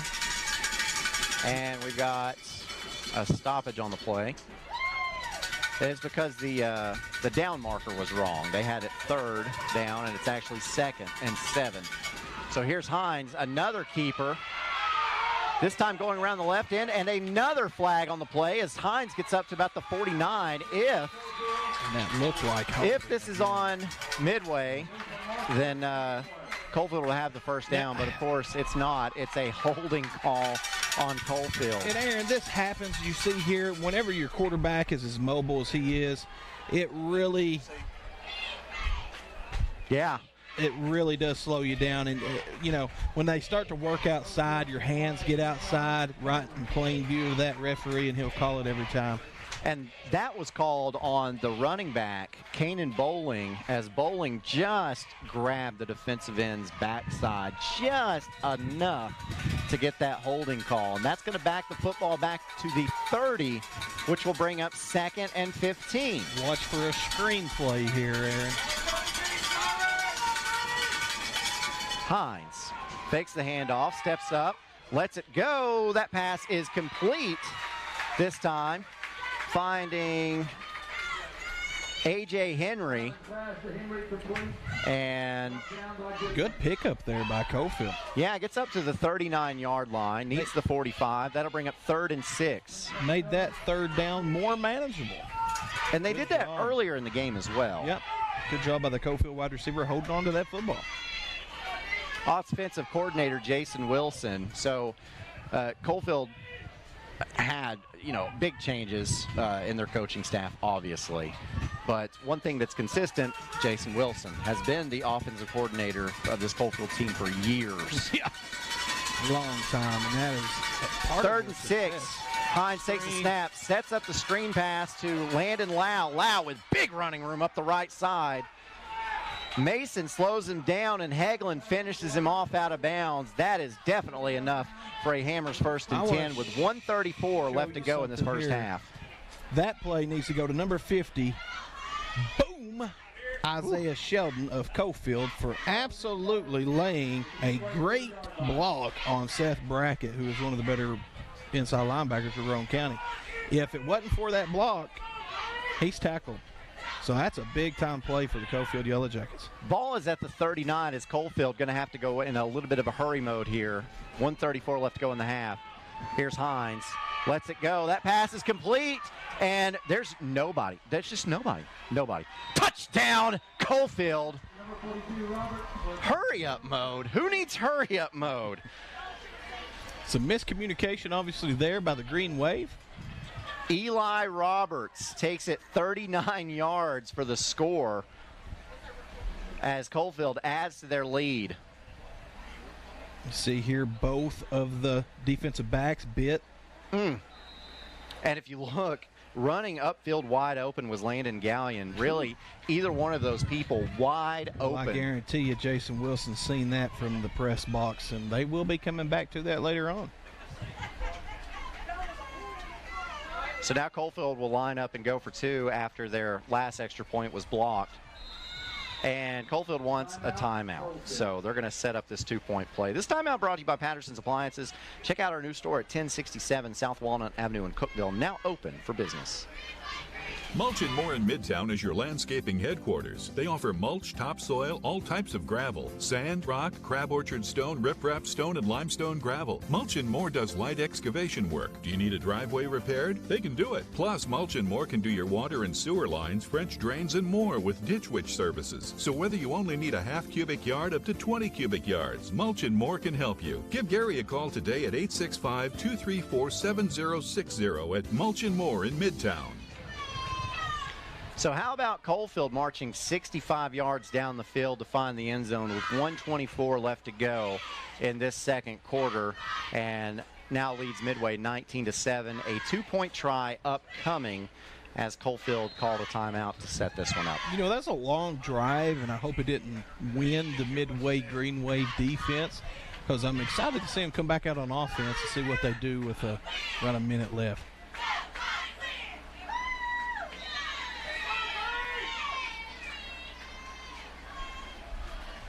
So here's Hines, sends a man in motion, and he will get the handoff on a jet sweep, and still battling for yards, diving into the end zone is Rommel Conlon. And it's good. So Coalfield adds 2. They now lead over Midway 21-7 as the second quarter winds down.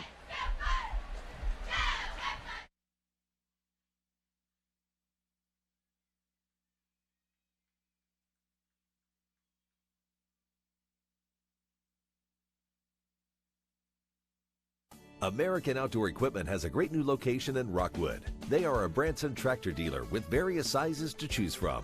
Branson's greatest asset is their strength, quality, and features. But American Outdoor Equipment also has Bobcat mowers. You can expect the best when it comes to performance, durability, and comfort with a Bobcat mower. Or how about a Dixie Chopper mower? They're the world's fastest lawn mowers. They have a large service and parts department. They are family owned and operated, plus they offer in-house financing. That's American Outdoor Equipment in Rockwood. And welcome back to your OEB Law Game of the Week. Here's a kickoff from Hayden Hicks. And this is returnable, and a pretty good return that time for Seth Gordon for Midway. Gets up to about the 29-yard line. Now, you've got an arm if you're Midway. That was the Davis Funeral Home kickoff, by the way, with 2 locations to serve you. Go to davisfuneralhomes.com for more information. Heglund's got an arm. So you've got 1:24, which the clock didn't start on that kickoff. So Midway gifted a few seconds there. But are you trying to do something here, or you just take it into the half? If I'm coaching, I'm going after it. I'm trying to get in that end zone with 1:24 left. That's plenty of time. If you hurry it up, you get a couple opportunities. So here's Heglund on this Hammers 1st and 10. Pass complete to Caleb Goodman and pushed out of bounds to stop the clock at the 38-yard line. Bring up 2nd and just short. Calling on the coverage. Sees him break out of his route, comes downhill, pushes him out of bounds. 9-yard pickup, 1:19 now left to go in the first half. Heglund back up to the line, clock stopped. Quarterback keeper trying to just get the first down, still on his feet, gets down to about the 42. Good effort there. The clock will stop so the chains can move with 1:13 left to go. Tough running by the Midway quarterback, as you see here. Too many Coalfield defenders were able to sneak through the line of scrimmage and put a hat on a hat.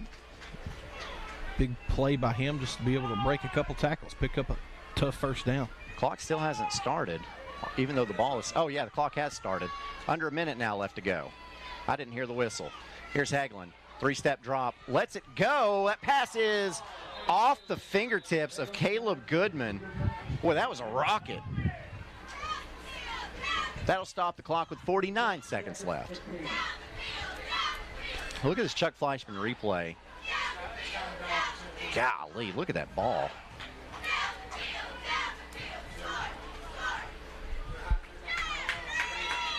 Now, I like what Heglund did there, too. He looked to his left until his receiver could get upfield,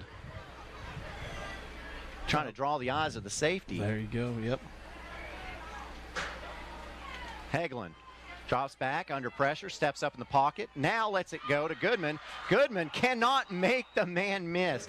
42 seconds left. A good tackle there by Brock Jones. Ball spotted at the 46. Clock still running as we approach 30 seconds left to go in the first half. Midway hurries up to the line. You don't call a timeout here because the clock is still running. Heglund on the keeper is carried almost up to the line to gain with 49 seconds left. 10 seconds to go in the half now, and you wonder if they're just going to Coach Ron Treadway is going to call a timeout. Nope. I didn't know if he'd call a timeout and take a shot at the end zone or not. He will not. So the first half comes to a close with Coalfield leading 21-7, and Midway will get the football to begin the second half. We've got a good one here in your OEB Law Game of the Week. Stay tuned for your halftime show coming up in just a moment.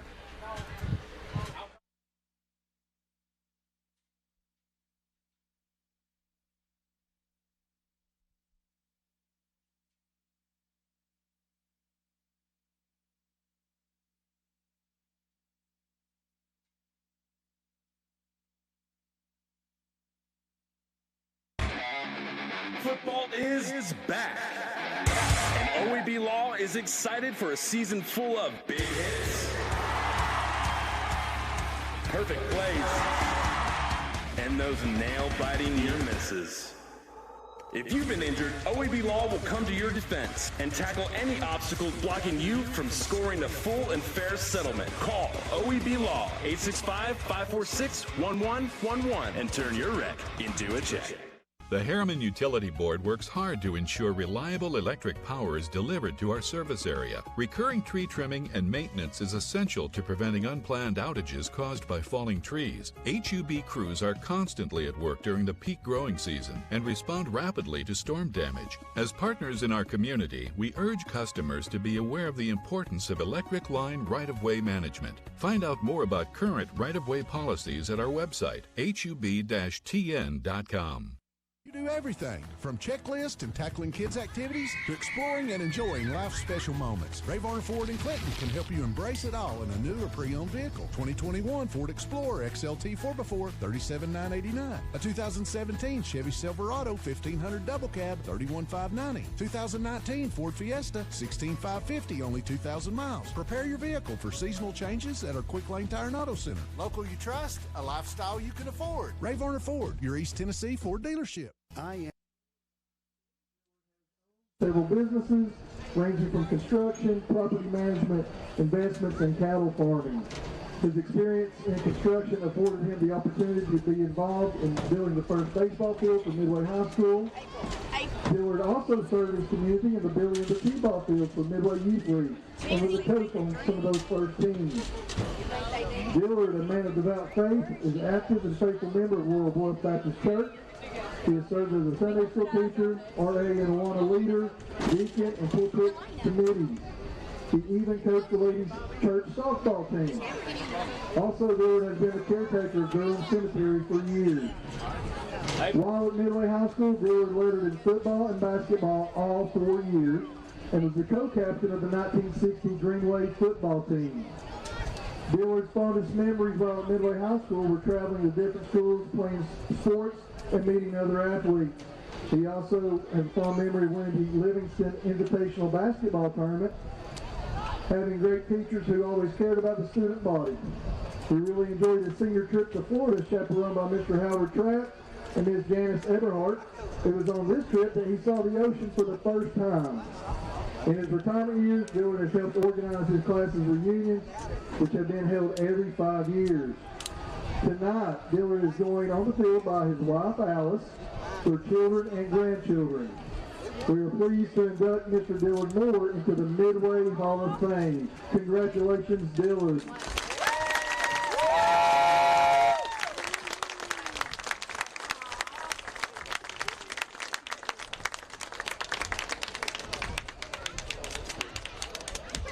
I'm a Simplicity dealer. This business is my life, my career. If you need a new mower, I'll help you choose the model that will make your property look its very best, and even let you take a test drive. When it does need service, you can rely on my factory service training and genuine parts. Because I don't just sell products, I build relationships. I am a Simplicity dealer. S.L. Bowman & Sons, 524 North Front Street in Rockwood. You've dreamed about the perfect house, a place to call your own, and a place to not only stretch out, but to grow. Auto Owners protects your house because to you, it's home. That's simple human sense. Ask Griffin Insurance Agency in Kingston if auto owners make sense for you. Happy to help, man. I was just over there talking to myself anyway. With one small step, you have the potential to make a big difference in this world. It starts here at Roane State Community College. There's never been a greater need for health science graduates, and Roane State has the program to get you there. With 11 different health science degrees and 7 certificates offered, the choice is yours. Roane State, healthcare heroes start here. Apply now at roanestate.edu. Evans Mortuary has been serving the needs of families in and around Roane County since 1976. As established members of our hometown community, we understand the security of dealing with people you know you can trust. We build our reputation on this trust. The Evans family appreciates the confidence the community has expressed in us over the years and will constantly strive to earn that favor. Evans Mortuary, 805 North Gateway. Of the month of September, in an early year of the decade not too long before our eyes, the human race suddenly encountered a deadly threat to its very existence, and this terrifying enemy surfaced, as such enemies often do, in the seemingly most innocent and unlikely of places. Tonight's music includes Little Shop of Horrors, Dennis, Suddenly Seymour, featuring solos by Bree Duff and James Moses, and Don't Feed the Plant.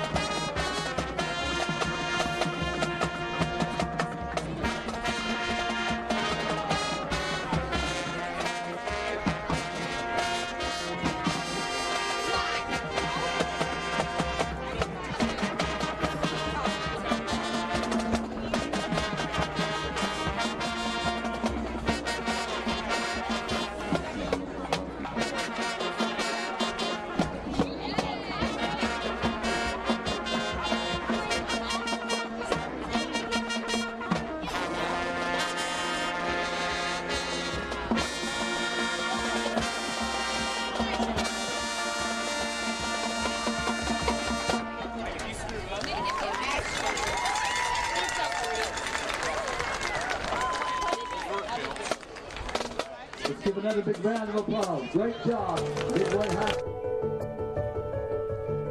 I'm Dale Haddon, the nurse practitioner and clinical manager at the Oak Ridge Clinic. It's very important to get the COVID vaccine. This is a way we are going to make our whole community safe. This is a way we will make you and your family safe. The COVID vaccine is 95% effective when you have had both shots, and it means that you will not get the illness, you will not have the side effects that people see from having the illness over a long period of time, and it makes your community safe.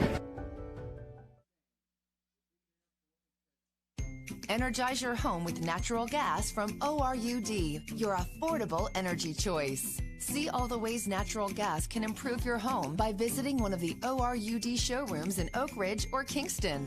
New gas appliances run more efficiently. They provide hot water when you need it, precise heat control for cooking, and can dry clothes in about half the time. Comfort you can feel. Savings you can use. ORUD Natural Gas. American Outdoor Equipment has a great new location in Rockwood. They are a Branson tractor dealer with various sizes to choose from. Branson's greatest asset is their strength, quality, and features. But American Outdoor Equipment also has Bobcat mowers. You can expect the best when it comes to performance, durability, and comfort with a Bobcat mower. Or how about a Dixie chopper mower? They're the world's fastest lawn mowers. They have a large service and parts department. They are family owned and operated, plus they offer in-house financing. That's American Outdoor Equipment in Rockwood.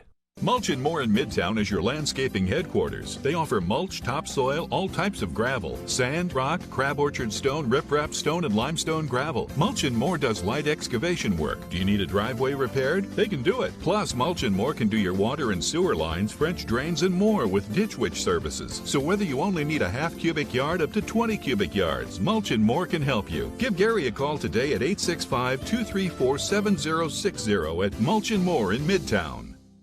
1952. That's the year Hammers opened the first store in East Tennessee. Now there are 5 stores and there's always something new. Like in Hammers' popular ladies boutique department, you'll find the lowest price possible on new arrivals every week. Find similar deals in the men's department and the expanded rug department. Plus, special purchases always offer surprise savings. You never know what you'll find next at Hammers. Patterson's Appliances has been helping families like yours find quality home appliances from trusted brands including Whirlpool, Maytag, and KitchenAid for over 55 years. Our knowledgeable appliance specialists know how to outfit your kitchen or laundry room with the right appliances to meet your needs. We service what we sell with our own in-house factory-trained service technicians, and for the DIYers, our parts department is always ready to help customers find the appliance parts they need. Patterson's Home Appliances, because we care. Pre-planning it makes the process just so much easier for the family. It relieves them of having to make some difficult decisions at a bad time. I've made arrangements with hundreds of families that I have never had a family come in and say, gee, I wish Mom hadn't have done this. Pre-planning, I think, is one of the best things you can do for your family, just to alleviate those concerns.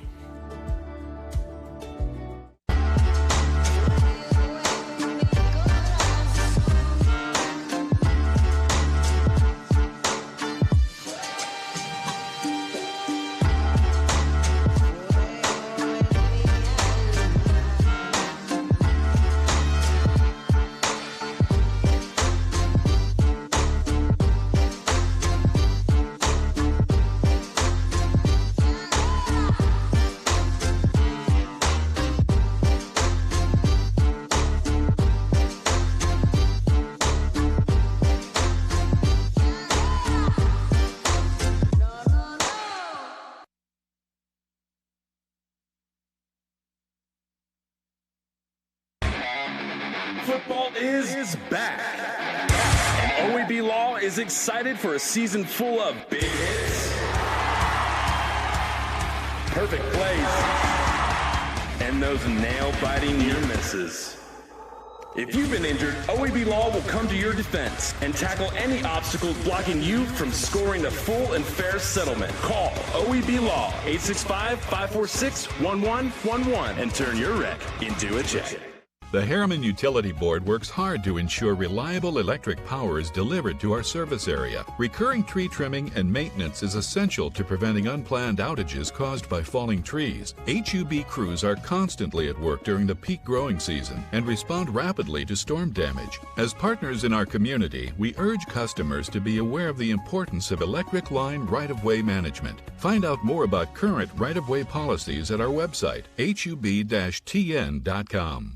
You do everything from checklist and tackling kids' activities to exploring and enjoying life's special moments. Ray Varner Ford in Clinton can help you embrace it all in a new or pre-owned vehicle. 2021 Ford Explorer XLT 4x4, $37,989. A 2017 Chevy Silverado 1500 Double Cab, $31,590. 2019 Ford Fiesta, $16,550, only 2,000 miles. Prepare your vehicle for seasonal changes at our Quick Lane Tire and Auto Center. Local you trust, a lifestyle you can afford. Ray Varner Ford, your East Tennessee Ford dealership. I am a simplicity dealer. This business is my life, my career.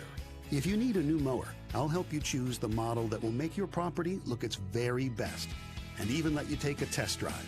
When it does need service, you can rely on my factory service training and genuine parts. Because I don't just sell products, I build relationships. I am a simplicity dealer. S.L. Bowman & Sons, 524 North Front Street in Rockwood. You've dreamed about the perfect house, a place to call your own, and a place to not only stretch out, but to grow. Auto Owners protects your house because to you, it's home. That's simple human sense.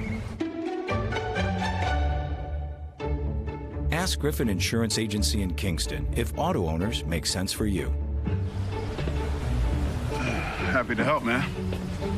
I was just over there talking to myself anyway.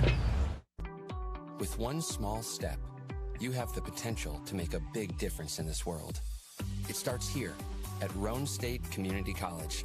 There's never been a greater need for health science graduates, and Roane State has the program to get you there. With 11 different health science degrees and 7 certificates offered, the choice is yours. Roane State, healthcare heroes start here. Apply now at roanestate.edu. Evans Mortuary has been serving the needs of families in and around Roane County since 1976. As established members of our hometown community, we understand the security of dealing with people you know you can trust. We build our reputation on this trust. The Evans family appreciates the confidence the community has expressed in us over the years and will constantly strive to earn that favor. Evans Mortuary, 805 North Gateway.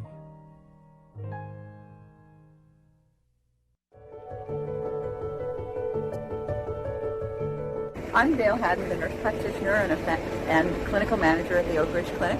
It's very important to get the COVID vaccine. This is a way we are going to make our whole community safe. This is a way we will make you and your family safe.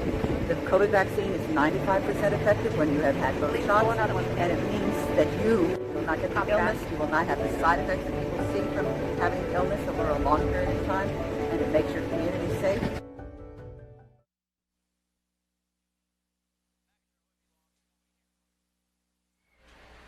Back to the OEB Law Game of the Week, Aaron Harvey, James Hood Gibson, where it is halftime here.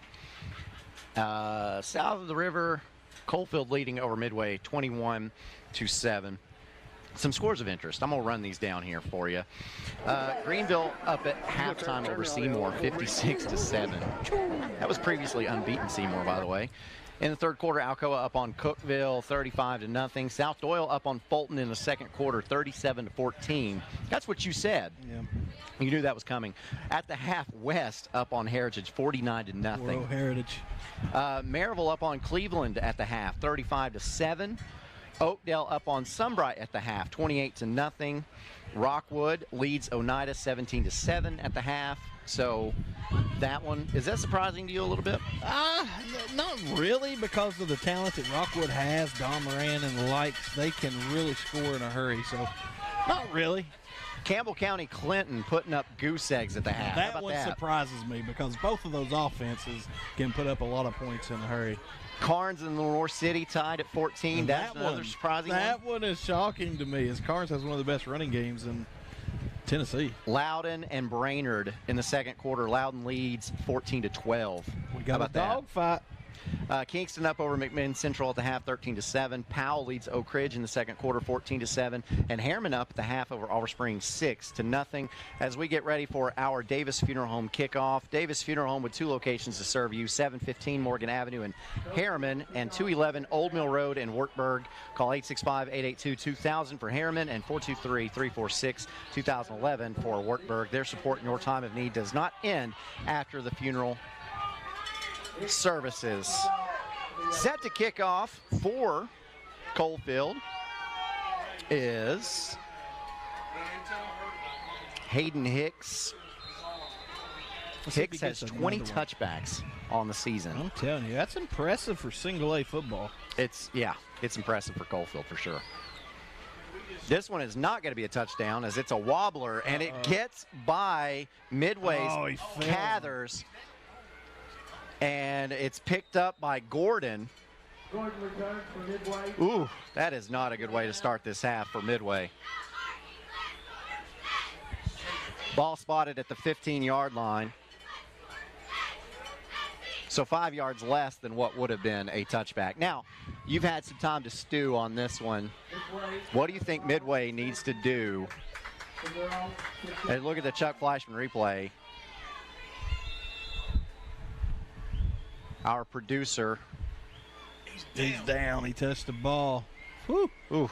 Little bit of a break there to save them from having horrendous field position. So on this Hammers 1st and 10, what does Midway need to do to get back in this game? They have got to have more success through the air, throwing the football down the field. Ooh. And they have got to stop the running game and the running quarterback of Coalfield. If they can do those two things, it's a close ball game.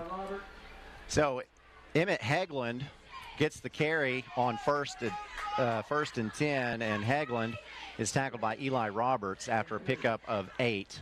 Brings up 2nd and 2. That's a tough hit on the quarterback. Eli Roberts laid the wood to him there, and he felt that. That's what you have got to do to a quarterback that is running the football, is put a hat on him. Heglund is tough. Handoff goes to Mason. Mason turns it up the middle of the field, still on his feet. Now finally brought down at the 37-yard line. Good run by Mason. Pickup of about 15 will bring up the Hammers 1st and 10. You see on the Chuck Fleischman replay. He outran the trail player and made some really nifty moves to pick up some tough yardage. He's a tough player. Ty Mason. Now here's Heglund. 2-step drop, looks. Now he's going to be flushed out of the pocket and has to let this one go. He's got to have more time than that. Offensive line is going to have to do a better job holding on to their blocks a little bit longer on that pass set. 10:34 left to go in this third quarter. Midway will have it 2nd and 10. Heglund wanted to sit up there in the pocket, but was flushed out with that pressure.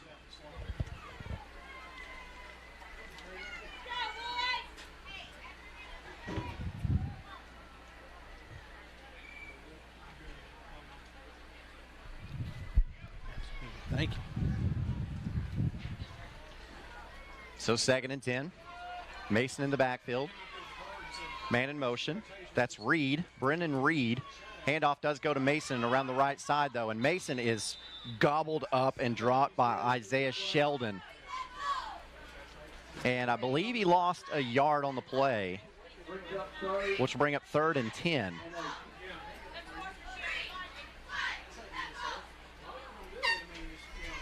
Well, 3rd and 9, we'll say. Has to make the 46.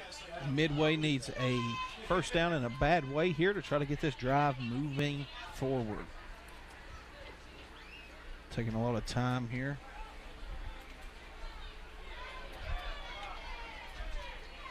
Three wide outs to the left now for Heglund. Takes the shotgun snap, looks, lets it go. That pass is complete and instantly brought down on the play. On the reception was Cathers. Eli Roberts in on the tackle again for the Coalfield Yellowjackets. Eli's had a heck of a drive defensively on this defensive possession.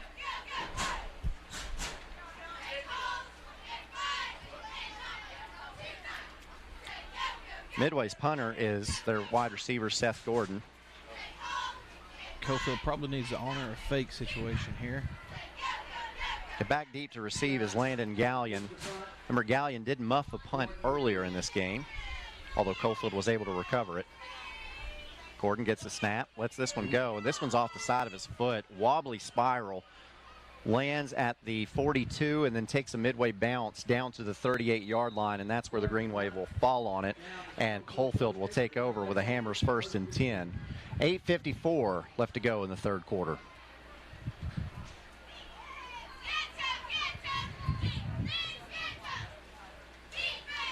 Well, earlier today, Tim Elrod able to present a $1,000 check to Midway. Mr. Elrod presents that $1,000 to the home team every single week that we go out. Does this for Rivalry Thursday as well. And you know, especially when we do these single A schools, that $1,000 goes a long way. Oh, it definitely will. And Midway will find many different things to use that $1,000 for in a time of need. Here's Cole Hines, sets up the screen pass, and getting upfield, there's going to be a foot race as Rommel Conlon wins it. Gets to the end zone. Touchdown, Coalfield. Dominating performance by Conlon that time. He was literally skating on grass. How about that? So, 62-yard pass from Hines to Conlon stretches this lead for Coalfield. Watch him here. Stiff arm, bounces back inside, spins, keeps his feet, and outruns everybody. That's another young man that's had a great game tonight for the Coalfield Yellowjackets. On to attempt the extra point for Coalfield is Luke Treese. Treese did have one blocked earlier. This one is good, however. With 8:38 left to go in the third quarter, Coalfield extends its lead. The Yellowjackets now up 28-7 south of the river here on the OEB Law Game of the Week.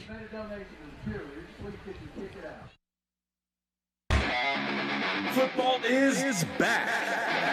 And OEB Law is excited for a season full of big hits, perfect plays, and those nail-biting near misses. If you've been injured, OEB Law will come to your defense and tackle any obstacles blocking you from scoring a full and fair settlement. Call OEB Law 865-546-1111 and turn your wreck into a check. The free medical. And welcome back into your OEB Law Game of the Week. Coalfield, thanks to a 61-yard pass from Cole Hines to Rommel Conlon, now leads 28-7 over the Midway Green Wave as Hayden Hicks gets ready for this Davis Funeral Home kickoff. Davis Funeral Homes with 2 locations to serve you.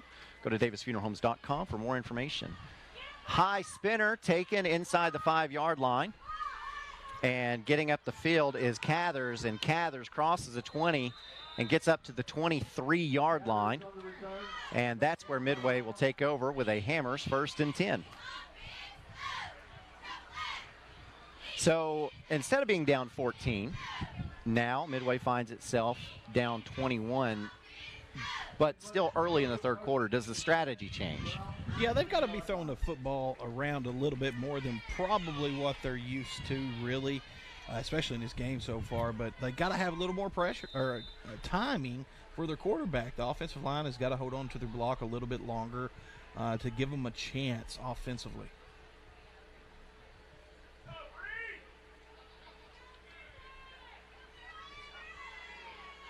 Here's Heglund.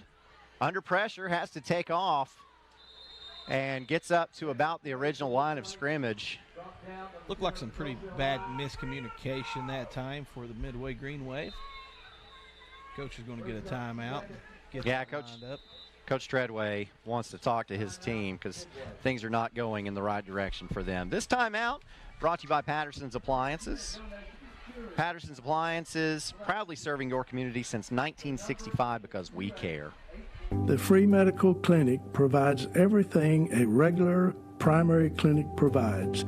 We provide all your primary care needs, even with telehealth virtual appointments. We provide testing, lab work, screenings, annual physicals, and vaccines.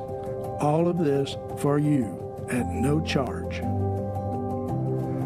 Call us or visit us. We look forward to meeting you. We invite you to tune in to the Free Medical Clinic Friday Night Scoreboard Show following our game tonight. Comes on every Friday around 10 p.m., just depending on if we're done by then with David Queener and Jonathan Cox. Great show, as always. Lots of call-ins. Talk about vol football as well. Very entertaining show. Here's Heglund. Can't find anybody. Now finally lets it go, but throws it over the head of his intended target, and that will bring up 3rd and 9. Again, it's a continued story all night long. It's just the Midway offensive line is not able to give the quarterback enough time for Midway, and he's having to scramble and make stuff happen. You see how quickly his pocket dissolves here before he has to move out of the pocket. And unfortunately for Midway, they're having to run a lot of longer down the field passing routes, which takes longer. Big Braden Burgess getting through that line and applying pressure to Heglund. 3rd and 9. Heglund drops. Now he's under pressure again. Looks like he's going to have to take it himself, and he is speared, and the ball comes out. Heglund carries on the play. And Heglund is slow to get up. Man, he spun right in to that tackle. Yeah, and he's definitely feeling it. You see here on the Chuck Fleischman replay, he has to avoid the nose tackle of Coalfield again. And hello, Kanan Bowling. Boom, perfect timing, perfect hit, safe hit. That helmet went directly on that football. Big hit by number 27 of Coalfield, Colton Henry, the sophomore linebacker for the Coalfield Yellowjackets. Yeah, that's Colton Henry. That is Keith Henry's son. It's an awesome opportunity for that young man. And now Henry in the game playing running back. Gets the ball. Good pickup of about 12 there. He gets his height from his daddy, don't he?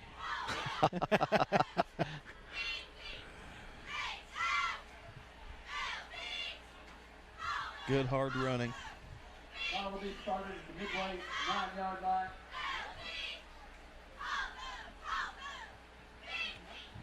Colton Henry, sophomore, for this Coalfield team, and a new quarterback in the game as well. This is Luke Treese. Treese hands off Henry. Henry straight up the middle, untouched until the end. Touchdown, Coalfield. Now, a flag was thrown. Probably on the running back there for. Let's see, they might wipe it off. I hope they do.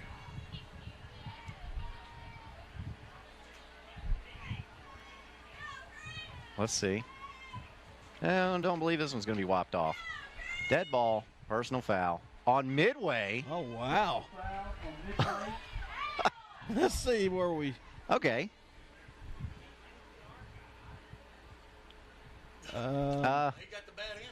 Boy, that's a bad call. Yeah, you hate that. We've seen some bad calls tonight, but hey, we need these referees out here, and unfortunately for high school football, they get to cut their teeth normally on the smaller high school classifications, and that's all right because we need referees for part of the ball game.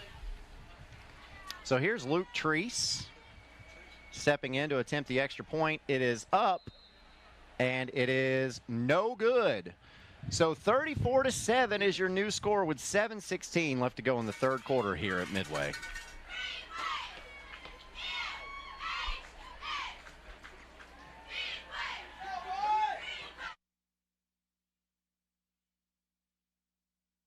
You do everything from checklist and tackling kids' activities to exploring and enjoying life's special moments. Ray Varner Ford in Clinton can help you embrace it all in a new or pre-owned vehicle. 2021 Ford F-150 Super Crew 4x4 XLT, $53,992. 2018 Nissan Murano, $28,890. 2016 GMC Terrain Denali, $24,890. Prepare your vehicle for seasonal changes at our Quick Lane Tire and Auto Center. The local you trust, a lifestyle you can afford. Ray Varner Ford, your East Tennessee Ford dealership.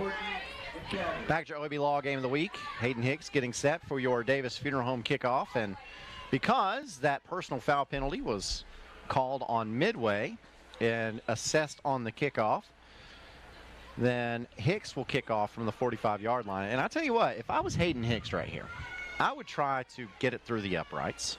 Yeah. I think you can do it, but at the same time, if you're Coalfield, you can look at strategy. I know you're up in this game by 27 points, but you can pooch kick it here, you can swib kick it here, and nope, going straight up in the air and through the back of the end zone. So Midway will take over at the 20-yard line with a Hammers 1st and 10. So Coalfield has already opened this thing up in the second half by scoring 13 unanswered points. I asked you if the strategy changes being down 28 as opposed to 21. Does the strategy change being down 27 as opposed to 21? Same thing. Got to get the ball down the field and start completing some passes, getting out of bounds, utilizing your time management skills. Yeah, Coalfield absolutely wallered that young man, and he wasn't too happy about it. You know, it's just kind of how it's going tonight. Coalfield has won in the trenches all night long and played a huge part in this ball game. So, Emmett Heglund drops back to pass, rolls to his right, lets it go, and he's crunched down as that ball goes straight through the hands of his intended target. It was a great throw, trying to hit Caleb Goodman there, but Heglund was hit hard after throwing that football. You can see it here on the Chuck Fleischman replay. Boom!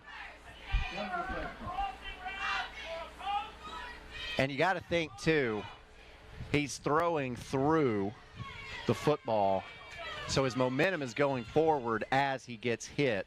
Yeah, there's not many tougher than that young man out there on that football field. He is a tough guy. He's led this Midway program for a couple years now. 2nd and 10. Here's Heglund. Fakes the handoff to Mason. Now, pass is complete, and getting upfield is Seth Gordon. Gordon is in a foot race. Can he make it all the way to the end zone? He will. Touchdown, Midway. And there's a lot of laundry on the field, though.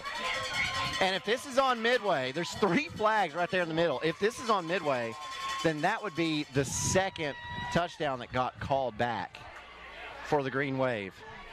Let's see. Our producer's telling us that it is a dead ball foul. So the touchdown would stand if that's the case.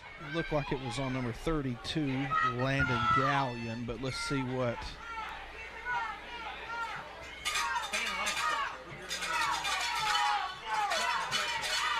They're talking about a lot here.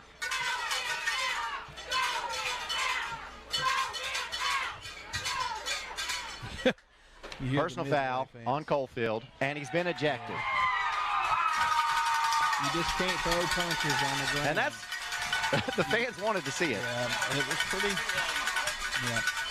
You just can't throw punches like that anymore. So let's look at this Chuck Fleischman replay and see if we can see. Watch number 32. So you see Gordon. Oh, yeah, it's. All right, so you watch him. You just seen him draw back, and he actually follows through with that punch and maybe throw through another one as well. That's a good learning moment for that young man. It was caught, so they can address that on film.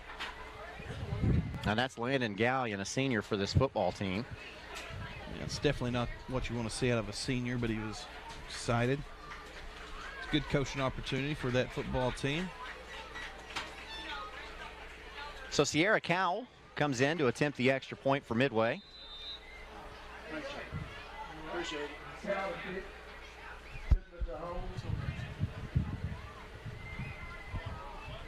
Great play by the Midway Green Wave there, wasn't it? Oh, yeah. Wow.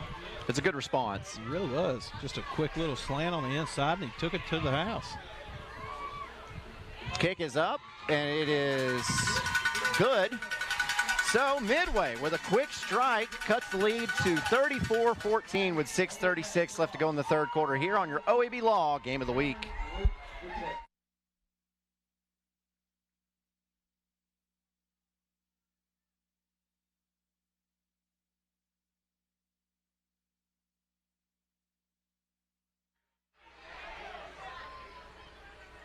The Harriman Utility Board works hard to ensure reliable electric power is delivered to our service area. Recurring tree trimming and maintenance is essential to preventing unplanned outages caused by falling trees. HUB crews are constantly at work during the peak growing season and respond rapidly to storm damage. As partners in our community, we urge customers to be aware of the importance of electric line right-of-way management. Find out more about current right-of-way policies at our website, hub-tn.com. Back at your OEB Law Game of the Week as Midway scores quickly after Coalfield had scored. Now, there's already been 20 points scored in this third quarter, and we are not even halfway done with it. The entire first half, only 28 points were scored. So, yeah. Can you say halftime adjustments? Yeah. Yeah, that happens. Yeah, but it's got kind of sloppy. We've seen some penalties and some unnecessary roughness and just some sloppy plays. So let's see if we can get settled back down here. But I guarantee you this, Midway's back in this. They're fired up. So the Davis Funeral Home kickoff coming up from Sierra Cowell, and Cowell is going to roll this one on the ground. Tried to get an onside kick there after the 15-yard penalty, which not a bad strategy. You give up a little bit of field position, but because you got the 15 yards, it's not near as much as you would give up on an onside kick normally. So Coalfield will take over with a Hammers 1st and 10 at the 29-yard line, as you see the Chuck Fleischman replay. And that was well covered. Midway has got to stop the rushing attack of this Coalfield quarterback. If they can slow that down a little bit, they might have a chance to make a comeback here. As Coalfield has put the starters back in, and we've got a stoppage in play. Midway is going to take a timeout. So that is their second of the half. This timeout is brought to you by Patterson's Appliances. Hiring now for sales, delivery techs, and service techs. Find us on Indeed to apply. Mulch & More in Midtown is your landscaping headquarters. They offer mulch, topsoil, all types of gravel, sand, rock, crab orchard stone, riprap stone, and limestone gravel. Mulch & More does light excavation work. Do you need a driveway repaired? They can do it. Plus, Mulch & More can do your water and sewer lines, French drains, and more with Ditch Witch services. So whether you only need a half cubic yard up to 20 cubic yards, Mulch & More can help you. Give Gary a call today at 865-234-7060 at Mulch & More in Midtown. So back at your OEB Law Game of the Week, 6:34 left to go in this third quarter. I'd like to say a big thank you to OEB Law. Any wreck, big or small, can turn your life upside down with bills, inconvenience, lost wages, and stress. OEB understands and knows you need a full and fair compensation for those losses and to help you get your life back to normal as possible. To us, you're not just a claim number. You're a person who needs help getting your car, health, and life back. That's OEB Law. We thank them for being on board with us again this season as Coalfield has the Hammers 1st and 10. Handoff. Going around the right side is Eli Justice, and Justice is knocked out of bounds, just shy of the first down. Another big pickup by the Coalfield Yellowjackets, attacking that off tackle. Run play. Had a lot of success tonight on the ground, the Coalfield Yellowjackets. Yeah, and Justice is just a freshman. Going to be a dandy. On the Chuck Fleischman replay. Coalfield always seems to be able to reload. 33 players on this football team for Coalfield. And when you consider that their enrollment is less than 200 for the entire high school, that's pretty good. That's really good, actually. And Landon Lau fumbles the football. Looked like Midway recovered it. Oh, no, Coalfield recovered. Oh, okay. Good eyes. Missed opportunity there for Midway. There's a flag on the play at about the 36-yard line in front of the Midway bench. So I'll be interested to see what that is. That's around the line of scrimmage, so maybe someone lined up off sides. Maybe it's a sideline warning.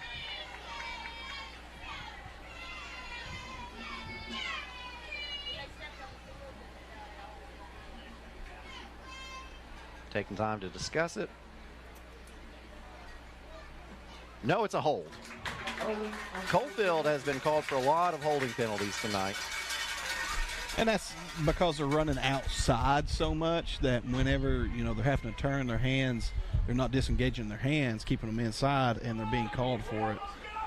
I got to say, I think that just watching that replay there, that Chuck Fleischman replay, I think Lau was down anyway. He was certainly down. So that penalty is going to back the football all the way back to the 25. And so it will be a 2nd and 15 for Coalfield. Clock continues to run. 5:23 left to go in the third quarter. Cole Hines back in there at quarterback. Handoff. And now we've got Midway fans again, really upset for some extracurriculars.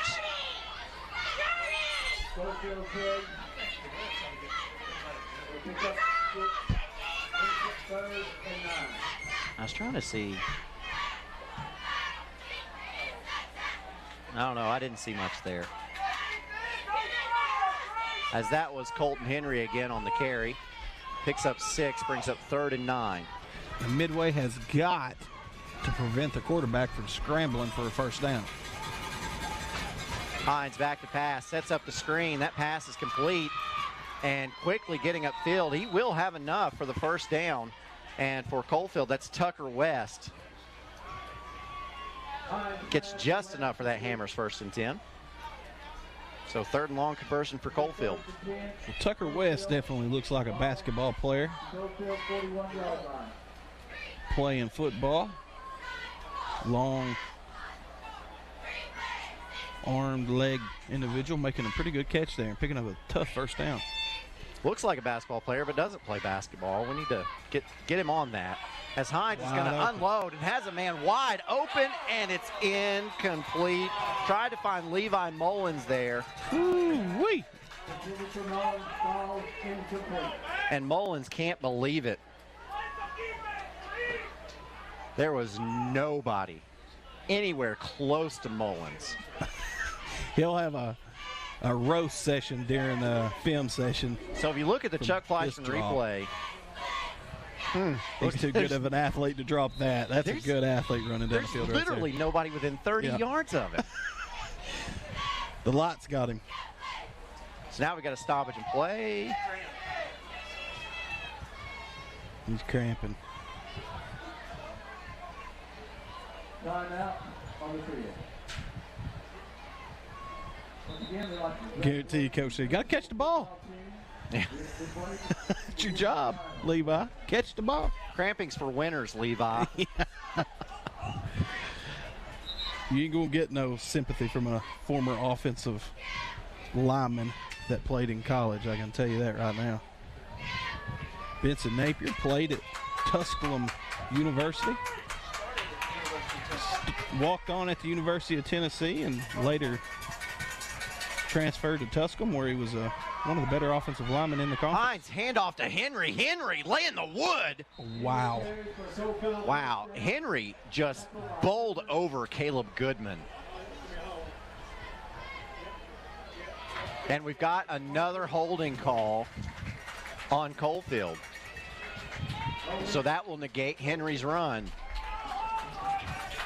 It might negate Henry's run, but I guarantee you Midway hasn't forgot about it because he laid the wood right here. He's a shorter guy anyways, so when he lowers that head, it's coming at you in the chest, so you better be ready. Colton Henry looks stout. He does. His nickname is Big Daddy. but I can tell you, his nickname has been Big Daddy since he was in elementary school. Really? Yeah. It looks like they could see into the future when they named him that. So here's Hines. Pass complete. Good move. And getting upfield is West. West still on his feet is run out of bounds. There's another flag on the play, though. Over there towards the Coalfield sideline. Let's see what they saw. And that's around the line of scrimmage. So here's Mr. Whitehat going to tell us. Illegal procedure on Coalfield. That'll be a 5-yard penalty. It was already 3rd and long.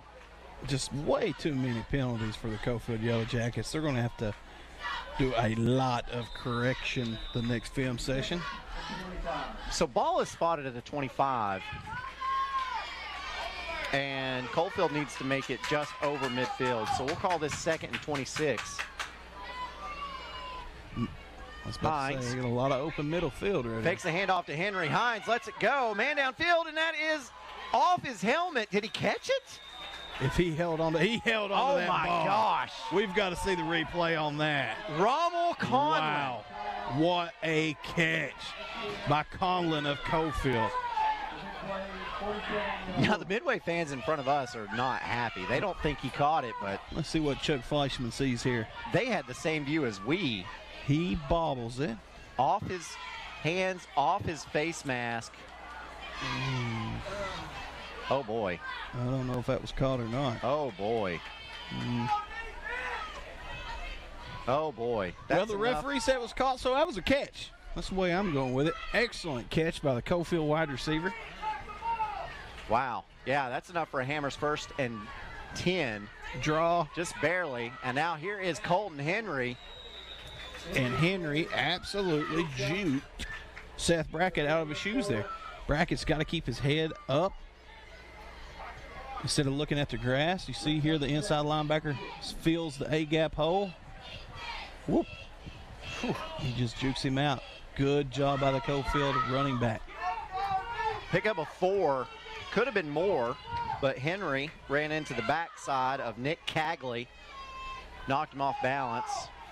So 2nd and 6. And now we've got another trip on the play. This is Brock Jones in the game for Coalfield. And Jones, after tripping, is going to lose 2 yards. We'll bring it 3rd and 8. See the Chuck Fleischman replay. And that's a good job by the Midway interior defensive line of pushing back that Coalfield offensive line, which gave the running back nowhere really to go, which caused that play.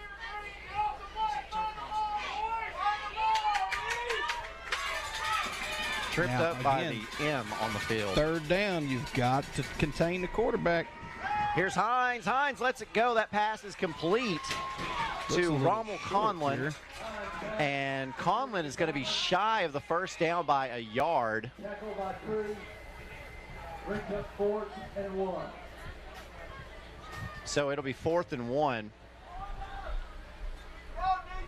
And credit for Midway, Cyrus True, with that immediate tackle. Coalfield. That's a long one. Yeah, it is. It's a long one. But Colton Henry's back in the game. Bunch Keep an formation. eye on this quarterback. Well, tight formation to either side, and Hines is going to keep it. Hines with the first down and more, bouncing off tacklers again, gets upfield and finally wrapped up and tackled by Caleb Goodman, and there's another flag on the play. Too many missed tackles by the Midway Green Wave. And that was one of the first people to miss it was Emmett Heglund. Quarterback, meet quarterback. Personal foul, horse collar on Midway. So we'll see the Chuck Flashman replay. You'll see Heglund step up right here, lower his head, can't make the tackle. Hines backed out of it. I didn't see a horse collar on that. Yeah, I didn't see it either. 25 seconds left to go in this third quarter. It's been a long quarter as Coalfield is set up with a Hammers 1st and goal. Hines going to keep it again over left guard, and he's going to be tripped up and dropped on the play. Austin Cathers gets the stop. Clock continues to run. 10 seconds now left to go in the third quarter, and Coalfield is going to be content to let that clock wind down, and that is how the third quarter is going to come to a close. 20 total points scored in the third quarter, so some lightning as we go to the fourth quarter in your OEB Law Game of the Week. American Outdoor Equipment has a great new location in Rockwood. They are a Branson tractor dealer with various sizes to choose from. Branson's greatest asset is their strength, quality, and features. But American Outdoor Equipment also has Bobcat mowers. You can expect the best when it comes to performance, durability, and comfort with a Bobcat mower. Or how about a Dixie chopper mower? They're the world's fastest lawn mowers. They have a large service and parts department. They are family owned and operated, plus they offer in-house financing. That's American Outdoor Equipment in Rockwood. You call your agent with a simple question, only to get sent to voicemail again. We pick up the phone. Did you get this? Hello, this is Sam. How can I help you? Like I said, we pick up the phone because it's ringing. That's simple human sense. Ask Griffin Insurance Agency in Kingston if auto owners make sense for you. Hello, this is Sam. Fourth quarter about to get underway here in Midway. Coalfield threatening, and already with a 20-point lead, 34-14. Coalfield looking to end a two-game losing streak.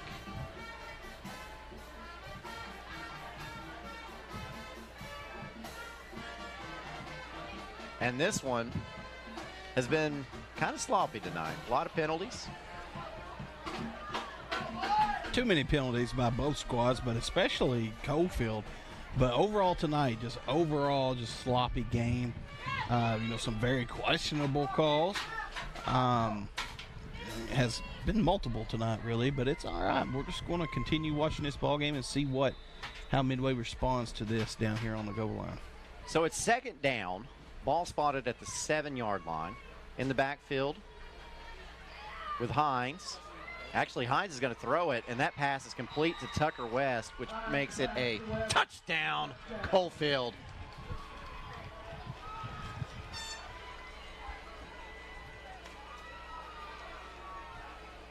So Coalfield has a lot of success on the ground, which probably set this play up, as West, running on a little corner route, created a lot of separation, able to pull down that catch for the score.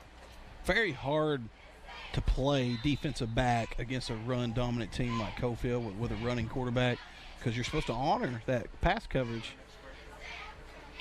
Treese in to attempt the extra point. Kick is up on the way. It is good. Patrice is a good kicker for Coalfield. Yes, he is. So now your new score, 41-14. Coalfield leads over Midway with 11:53 left to go in the game on your OEB Law Game of the Week.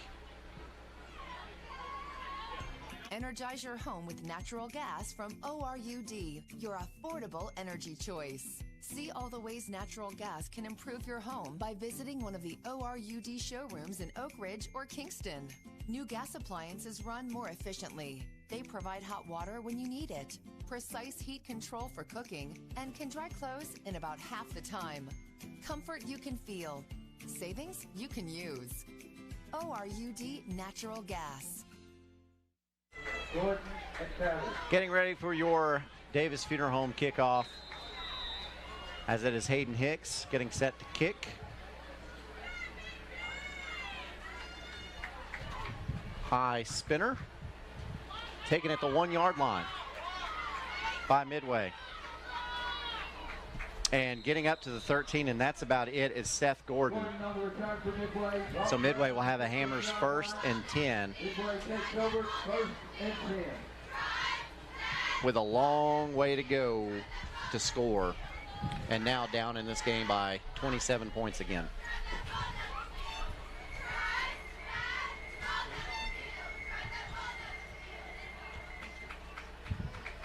Got to keep chugging away, keep battling. Don't pay attention to that scoreboard. Focus on what you need to do on each assignment and see if Midway can have some success here late in this ball game. A lot of players play both ways when you look at these smaller schools. But Midway's got a roster of just 24 kids. And Coalfield has here is Mason on the carry. Not much there. Coalfield's got 33, and Coalfield has played quite a bit of bodies tonight, and I think you can definitely tell a difference right now in how durable both of these teams are late in the game. Yeah, the difference in the telltale of the roster to me is the fact that Coalfield has about double the linemen that Midway has on the roster. It's about 15 to about 8. Here's Heglund, lets it fly. That pass is complete. Go. With a lot of running room, getting up the field is Austin Cathers, and Cathers is up the sidelines. And I'm looking for a flag. And there is a flag. There's always a flag when Midway scores. A block in the back. This one is coming back. Oh, wow. That would have been an 86-yard touchdown pass from Heglund to Cathers. And I think it was a block in the back that didn't even matter. About 15 to about see here 8. on the long Here's reception. Lets it fly. You see a wide receiver in the front here. Just barely a little bump there. Oh, it was enough to matter. That's on Seth Gordon. Yep, just can't do it. All eyes are on you at that moment. Well, that was a big play that Midway needed. Instead, it's going to come back.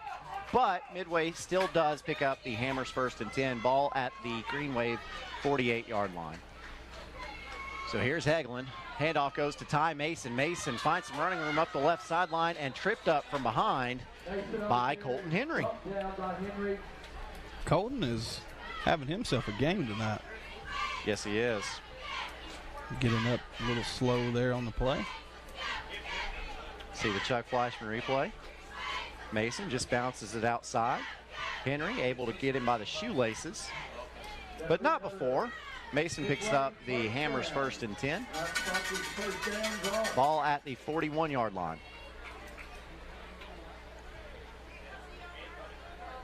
Heglund drops back to pass, lets it go. Quick out to Cathers. Another flag comes out. In the area of holding. And that's exactly what it is. Ooh. Gracious.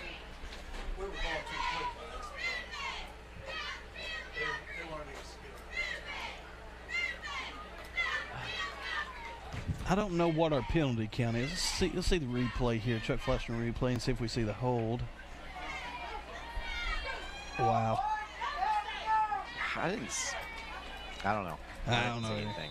Maybe they're getting paid by the flag. No, I shouldn't say that. I'm kidding. I'm kidding. Under 10.5 left to play in the game. Here's Heglund. I'm a Heglund Tennessee fan, can't you? Uh-oh. Good catch. High catch, but go. Sets up the screen pass, and you've got a lot of yardage there for Caleb Goodman. Not enough to get the first down, I don't think. Not called his name enough tonight, but Caleb Goodman, what an outstanding wide receiver for this Midway high school football program the last 4 years. He is a difference maker for this program, and he will be continuing moving forward for this program. Got to give a lot of credit to Heglund there, getting that high snap too. He is a tough athlete. 2nd and 2 as Mason gets the carry going around the right side. Met by a pack of Yellowjackets, or a swarm of Yellowjackets, I guess is what you should say. That's enough for the Hammers, 1st and 10. 10:03 left to go in the game. First down sponsors are Blue Springs Marina, Total Comfort Air Systems, Farm Bureau, Young County, Clerk, Beth Gage. Getting a call again from the offensive coordinator on the sideline. Looks like they're going to try to run some posts on the wideouts. Here's Heglund. Looks, fires. That pass is complete. Ooh, now that's to Seth Gordon. Dangerous.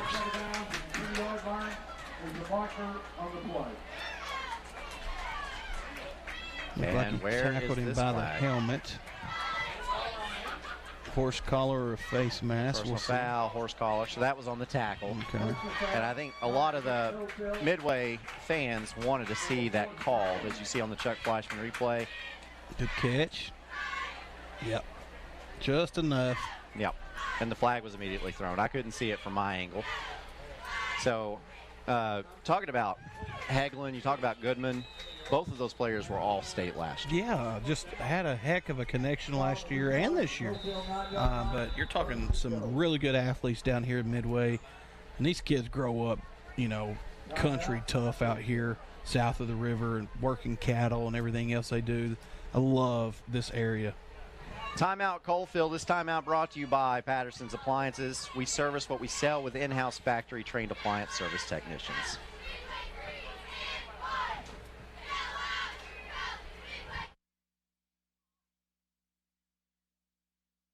Patterson's Appliances has been helping families like yours find quality home appliances from trusted brands including Whirlpool, Maytag, and KitchenAid for over 55 years. Our knowledgeable appliance specialists know how to outfit your kitchen or laundry room with the right appliances to meet your needs. We service what we sell with our own in-house factory-trained service technicians, and for the DIYers, our parts department is always ready to help customers find the appliance parts they need.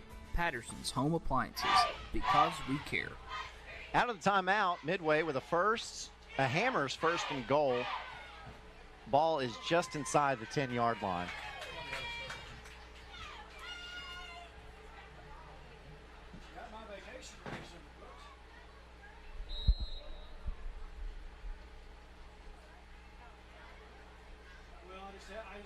Here's Heglund, takes the snap, looks, pass over the middle, incomplete. A lot of people there. Very, very, what's the word I'm looking for? Crowded. Congested. Congested.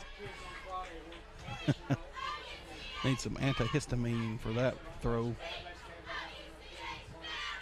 Oh, and Colton Henry almost had an interception there. It'd be hard for me to run anything other than like a speed option or a zone read. Let my quarterback make something happen with his feet if I can get him out of the pocket. So 2nd goal. Heglund sends Young in motion. Now rolls to his right. Lets it go to the back of the end zone. Got it. Touchdown. Oh, my Midway. word. Touchdown, Midway. Brennan Reed. What a throw. Heglund put that where nobody could get it but his guy. Wow, watch this Chuck Fleischman replay. Rolls out, squares his shoulders up, and launches a ball that only his player could catch. Oh, gosh. I mean, that's special, and it's a heck of a catch. Right over even better throw. Right over the outstretched arms of Eli Roberts there. What a throw. Midway is a lot closer to Coalfield than that scoreboard shows. I would agree. So now Midway is going to go for 2.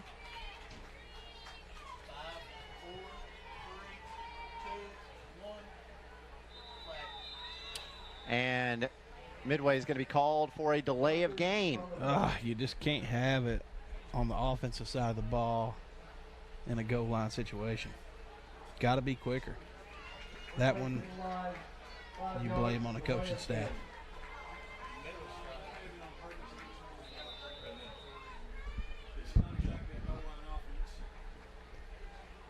But if you can throw the football backing up a little bit, it's not really the worst thing that can happen. It's not. You give yourself a lot more room. There's never a positive of backing up when you're in offense. Here's Heglund. Fakes the handoff to Mason, and now Heglund under a lot of pressure. Lets it go. It passes up and incomplete. Tried to get Caleb Goodman over his head, and so the 2-point conversion try fails. With 9:21 left to go in this game, your new score is Coalfield 41, Midway 20.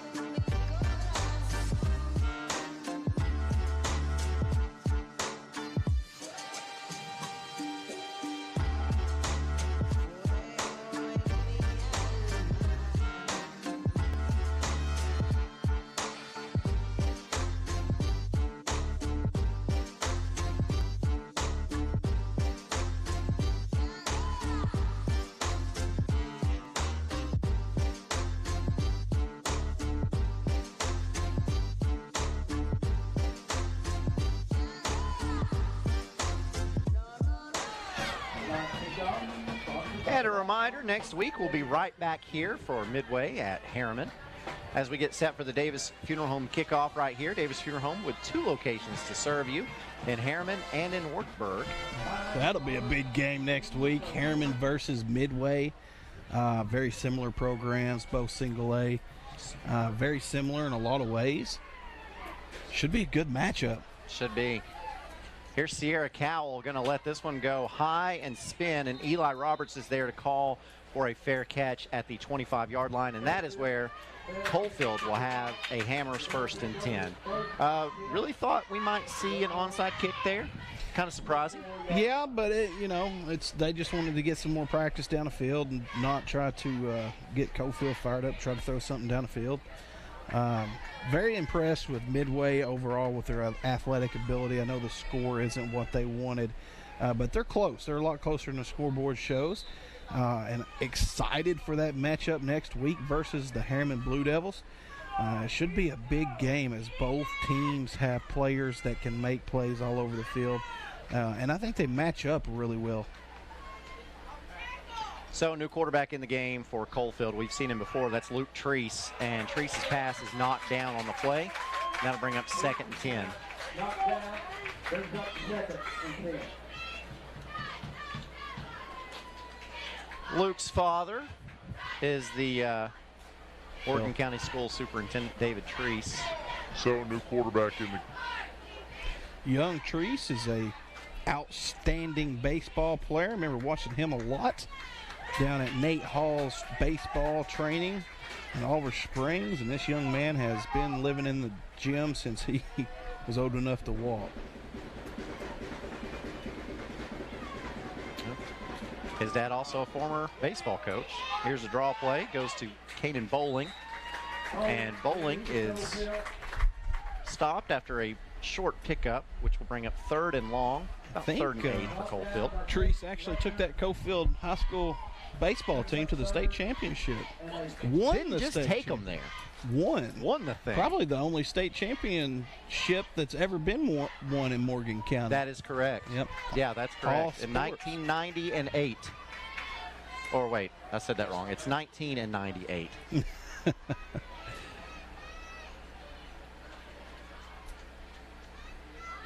Here is Treese, and his pass is picked off by Caleb Goodman, and Goodman knows what to do with it as Treese able to make the tackle, but Midway is back in scoring position. I don't even know if Goodman was playing the football there. It was just, as you see on the Chuck Fleischman replay, Treese it's just like, oh, hey, I'll take this. His target the whole way. And my advice to that young quarterback is to look him back to first. You got to look off your safeties. That reminded me of that scene from The Waterboy when Bobby Boucher got that fumble and gave it to 62.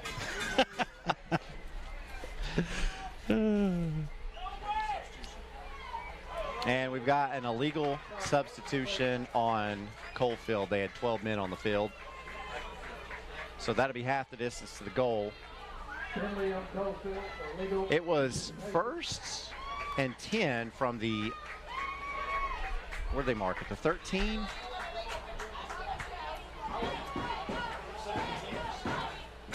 So now you're going to have a 1st and about 5. Heglund, low snap, able to get it. Looks downfield under pressure, now rolls to his right, lets it go. That pass is touchdown. Caught again by Brennan Reed. Wow.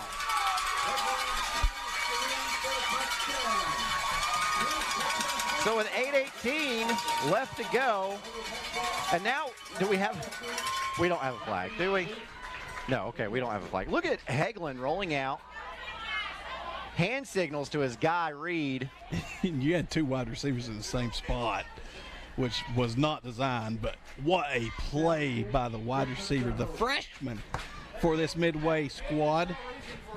So here is Cowell. Cowell with the extra point attempt. That kick is up, and it is true. New score here south of the river. It's Coalfield 41, Midway 27 with 8:18 left to go in the game. Evans Mortuary has been serving the needs of families in and around Roane County since 1976. As established members of our hometown community, we understand the security of dealing with people you know you can trust. We build our reputation on this trust. The Evans family appreciates the confidence the community has expressed in us over the years and will constantly strive to earn that favor. Evans Mortuary, 805 North Gateway.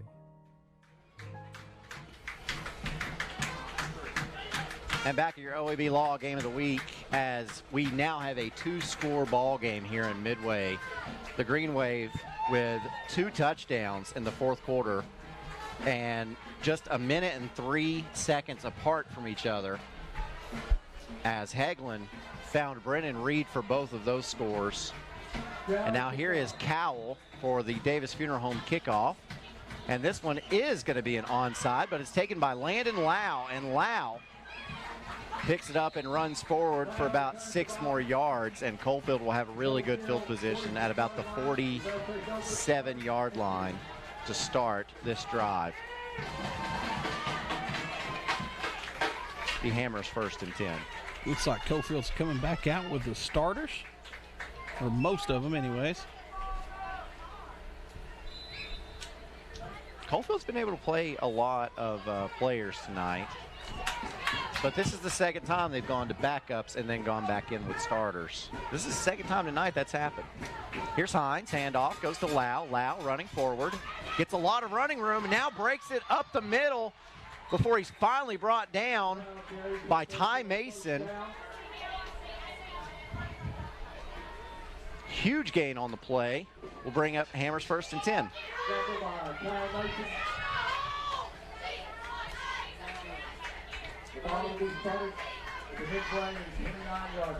That Midway defense is exhausted, as you see on the screen. Hands on the hips, breathing hard.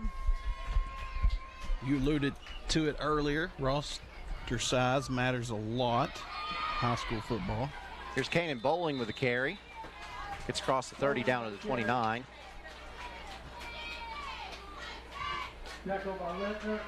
Gets about to the line of scrimmage. We'll bring up second, and we'll call it 10. Gained a quarter of a yard there. Clock continues to run. 7:15 now left to go in the game. As you see this Chuck Fleischman replay. Midway got good pursuit there that time. Hines brings his team back up to the line. Bowling in the backfield with him. Tight set now, and Hines on the keeper, and Hines making men miss. It's just what he's done all night long. Hines still on his feet, and finally brought down on the play by Seth Gordon. Cole Hines refusing to go down. Major play by the quarterback, as you see here on the Chuck Fleischman replay, designed run. How many Midway Green Wave players touched Hines there? I don't want to know. 3, 4, 5, 6, 7. 7 players. That's just too much. Gotta get the tackle. Coalfield's got the Hammers 1st and 10 at the 11-yard line, so they can still pick up a first down. Hines, again, bowling in the backfield with him, sends man in motion. It's Mullins. Mullins gets it, running from right to left. Tries to cut it outside, and a flag comes out. Mullins with no gain on the play. We'll see what this flag is. It's going to be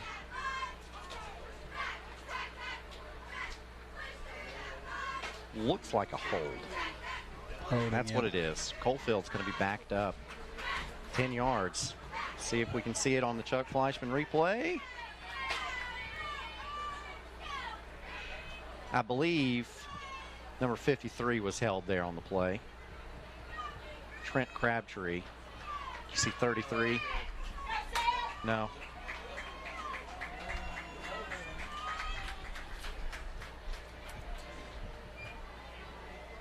So wait, they didn't move the football back. They said something about offsetting penalties. Okay. I didn't see a second call, but anyway, second down. Screen. Here's Hines, under a lot of pressure, rolls to his right, now rolls to his left, and brought down on the play by Austin Cathers. Does something that not a lot of people have been able to do tonight, which is win on defense when they get one-on-one with Hines. And now, Coalfield facing a 3rd and 10. That was a great tackle right there by Cathers.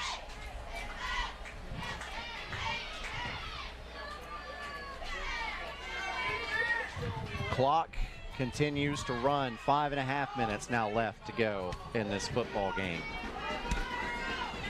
Coalfield in 4-down territory.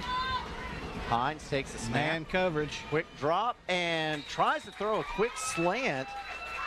Was looking to hit Conlon there, but Conlon wasn't looking for it. Maybe a miscommunication. I'm wondering if that was an RPO and the wide receiver wasn't believing he's getting the ball there. Had Conlon had his head turned around, that might have been a catch for a touchdown. Conlon is an athlete for that Coalfield team. How many times have you seen a Conlon for Coalfield out there playing good football? Oh, as long as I can remember. Yeah.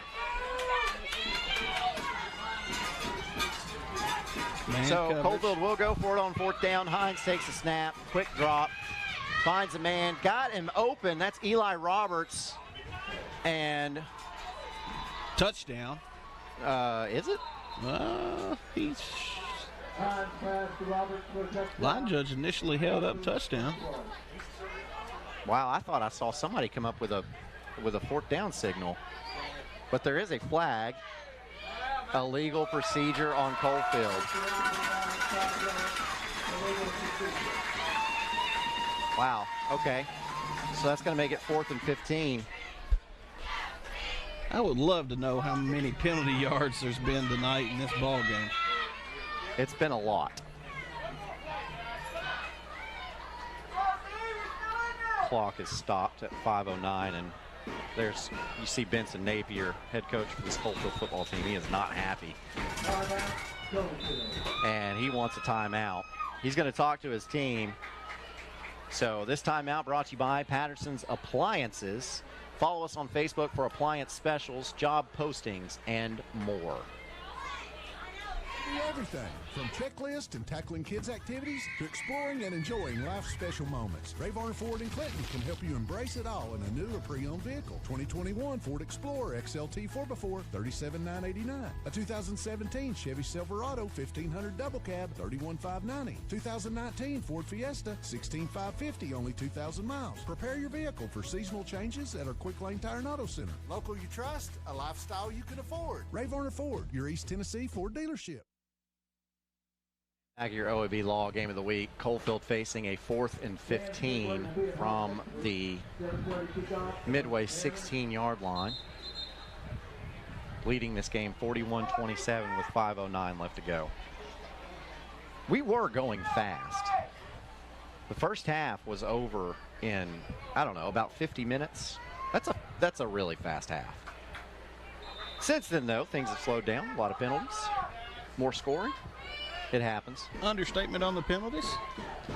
So 3 wideouts to the right for Hines. Hines drops back to pass, floats it over the middle, pass is incomplete, off the hands of his intended target, which was Eli Justice, and Coalfield turns it over on downs. Couldn't place the ball any better to the young freshman of Coalfield. Unfortunately for him, he's going to have a learning experience during film time. Hit him right in the hands. Watch it. Ooh. Oh, got to catch those. I see his dad in the stands putting his hands over his head. And now we got to stop on the field. Gonna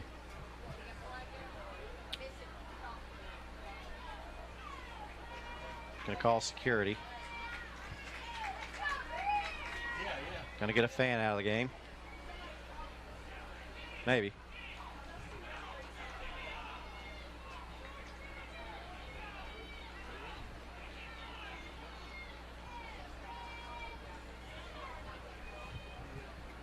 So the officials stand there. I guess they're waiting for security. I don't know.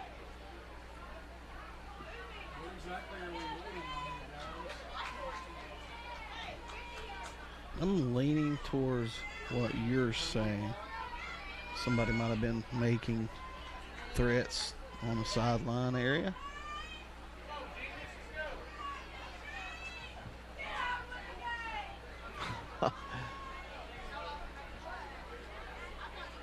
And now we got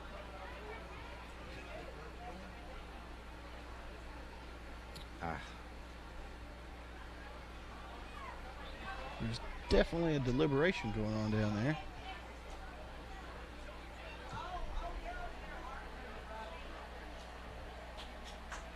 Got that sideline camera in on the action, trying to find out what's going on. Coach Wilson out there. Coach Napier. And Coach Napier's not happy about something.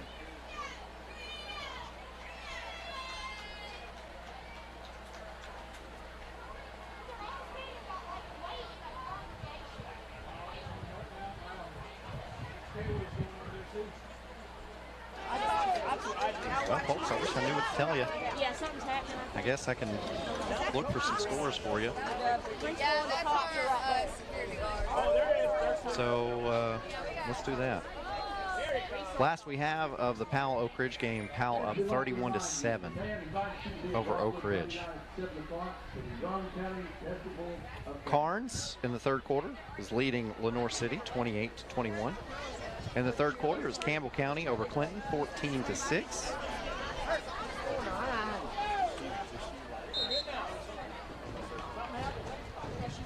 Okay, so they wanted to get security over there. And now I guess we can go back to playing football. So, I don't know. Somebody being tossed around. So, is currently here's leading Heglund. Oak Ridge 38-7. Heglund lets it go. That pass is incomplete. tries to hit Seth Gordon. Gordon is knocked into the Coalfield coaching staff and right on top of Jason Wilson. And Wilson gave some encouraging words to Seth Gordon.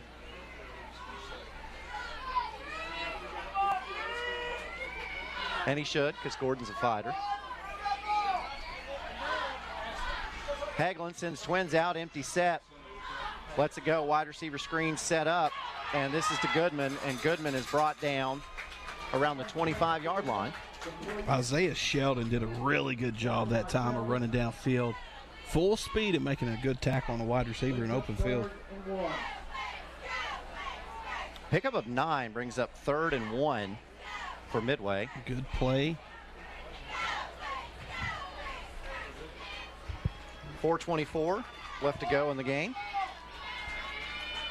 Heglund now with Mason in the backfield. Drops back to pass. Quick out is complete to again to Goodman. Levi Mullins in on the coverage for Coalfield. Good pitch and catch by Midway.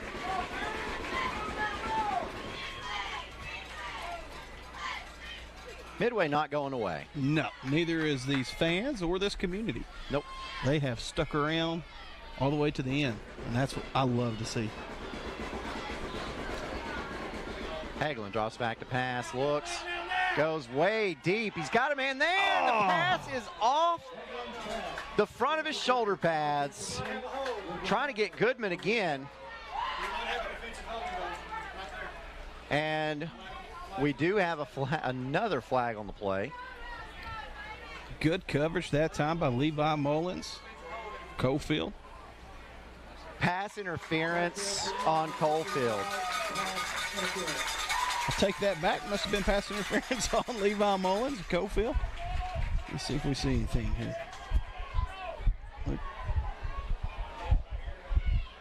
Oh, he just had a little bit of jersey. A lot of high school referees will let that go. Just a little bit of hand fighting. A lot of college referees will let that go. Oh, yeah. So Midway will have a Hammers 1st and 10 from the Greenway 45. 3:49 left to go in this game. Heglund looks to his right, now goes to his left, has to hurry up and get rid of it, tries to hit Mason as he was under a lot of pressure that time by Coalfield's Brock Jones. And Jones knocked him down and then lent a hand to pick him back up. And that's what you want to see right there. That is exactly what you want to see. Out of two similar communities like that. That's what high school football is all about. Because a lot of these kids are going to grow up, work together, be friends, and so on and so forth. So, yeah, you don't really consider all that when you're in high school playing football, but it happens. Promise you it happens. Here's Heglund. Pass complete. And getting up the field, a good gain of about 5 to Cathers.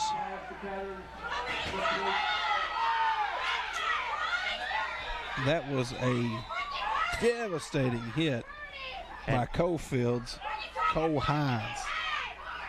Yeah, Cathers is down.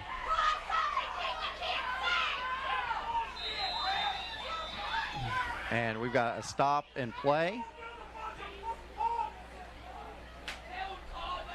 for the injured player. I tell you what, let's take a break while they tend to Mr. Cathers.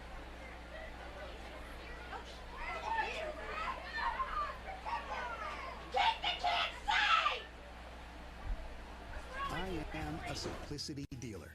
This business is my life, my career. If you need a new mower, I'll help you choose the model that will make your property look its very best, and even let you take a test drive. When it does need service, you can rely on my factory service training and genuine parts. Because I don't just sell products, I build relationships. I am a simplicity dealer. S.L. Bowman & Sons, 524 North Front Street in Rockwood.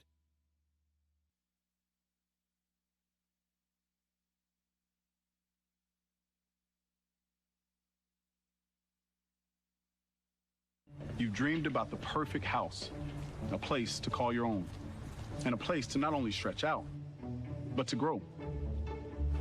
Auto Owners protects your house because to you, it's home. That's simple human sense. Ask Griffin Insurance Agency in Kingston if auto owners make sense for you. Happy to help, man. I was just over there talking to myself anyway. Game of the week as Austin Cathers is able to get up and walk out under his own power. He's grabbing the back of his neck, though, and when he went down with that injury, he was holding the back of his head, and so you don't want to see that. But it happened. So we'll watch this Chuck Fleischman replay and see if we can see what happens. You see, Heglund just hits Cathers underneath. Ooh. I didn't see anything egregious there. I didn't either. It was a tough hit. Yep. He got hit high and low in different directions, and it was awkward. And you certainly hope that he is okay. But it looked like a football play to me. 3:27 left to go in this game. Midway facing a 3rd and 4. Heglund takes a snap, design quarterback keeper, and he's going to be tackled by the shoestrings by Brock Jones. Brock Jones actually stole his cleat on this tackle. I don't know that I've ever seen that before. Brock got enough on him. Oh, it wasn't Brock Jones, though, actually. Jones gave him his cleat back. Whoever it was made a really good tackle. 4th and 1. Midway, of course, going to go for it. Low snap. Heglund has to get it off a bounce off the ground.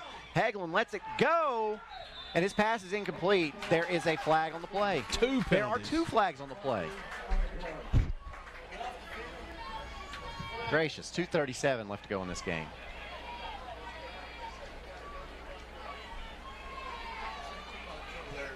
So one of these is going to be a pass interference. The question is, what's the other one? Because if it's on Midway, then those penalties are offsetting. I bet you we've had 20, 30 penalties tonight. And I tell you, somebody, a Bell's Ballman out there, is missing a good opportunity to be a sponsor for BBB TV on Friday night game of the week. Okay. So we will replay 4th down because Midway was called for a hold. I didn't really see a hold there. I was thinking pass interference. So Midway will get another shot at this thing. 4th and 1. And now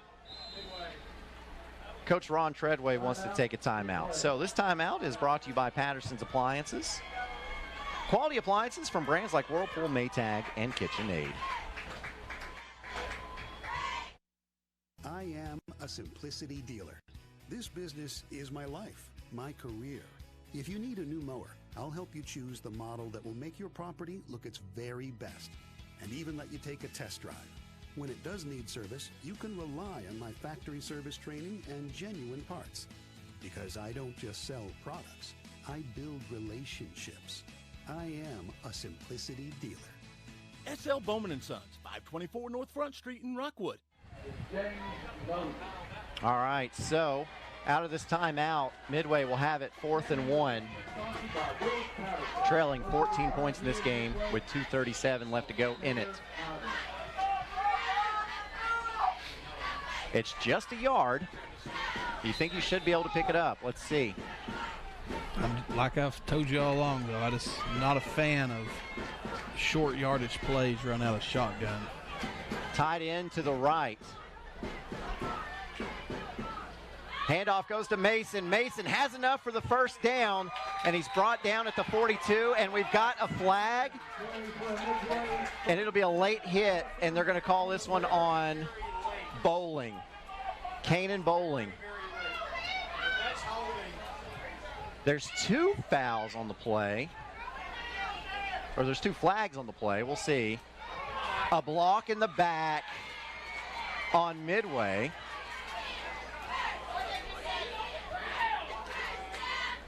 Wasn't aware there was blocking in the back on the line of scrimmage with offensive linemen. That's weird. Now they're still talking about it. I don't know.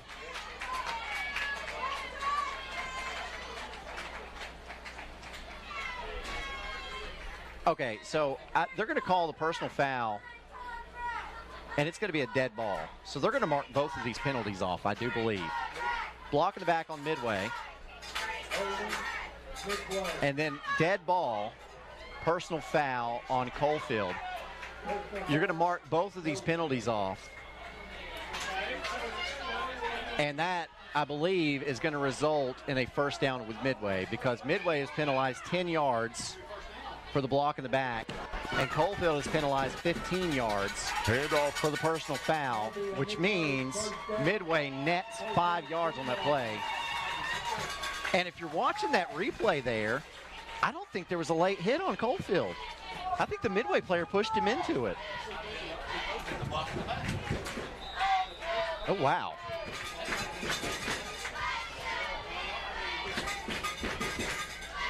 Gracious. Okay, anyway, Midway with the Hammers 1st and 10 from the Coalfield 40. Heglund drops back to pass. Under pressure. Looks, gets rid of it. That pass is complete. And getting up the sideline is Ty Mason. Mason has run out of bounds with 2:11 left to go in the game. Big pickup by Ty Mason. Good job by the quarterback of seeing his check down guy being wide open. Just lays it up to him, lets him do the rest. Oh, yeah. He made that linebacker dedicate either come get me or guard Mason. That's a tough choice. That's a tough choice. Lau. You have to honor the quarterback, and yep. Quarterback has a good enough arm to be able to complete an easy pass. So Hammers 1st and 10. Here's Heglund. Rolls to his right again, looking. Got him. He's got him in wide open. Touchdown. Touchdown, Midway. It's Seth Gordon.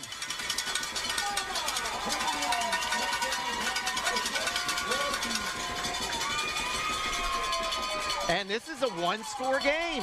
2 minutes left. Anything can happen in this ball game. Do not go anywhere. He had just enough on it to get it there. You got to give a lot of credit there to Gordon staying in bounds. As Sierra Cowell comes in to attempt the extra point, this is a very important extra point.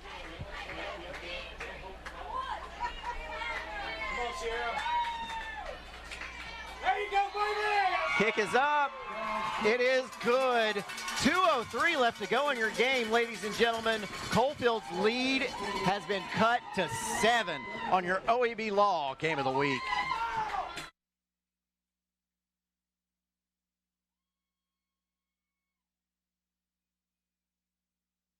You've dreamed about the perfect house, a place to call your own, and a place to not only stretch out, but to grow.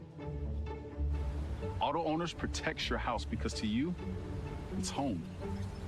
That's simple human sense. Ask Griffin Insurance Agency in Kingston if auto owners make sense for you. Happy to help, man. I was just over there talking to myself anyway. So 27 points have been scored in the fourth quarter alone in your OEB Law Game of the Week, and it's a good one. As Midway will get set for the Davis Funeral Home kickoff. It's Sierra Cowell, Davis Funeral Home, with 2 locations to serve you in Harriman and Wartburg. Go to davisfuneralhomes.com.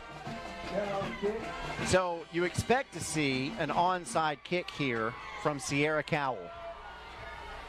So Coalfield will have all their hands people in. Cowell?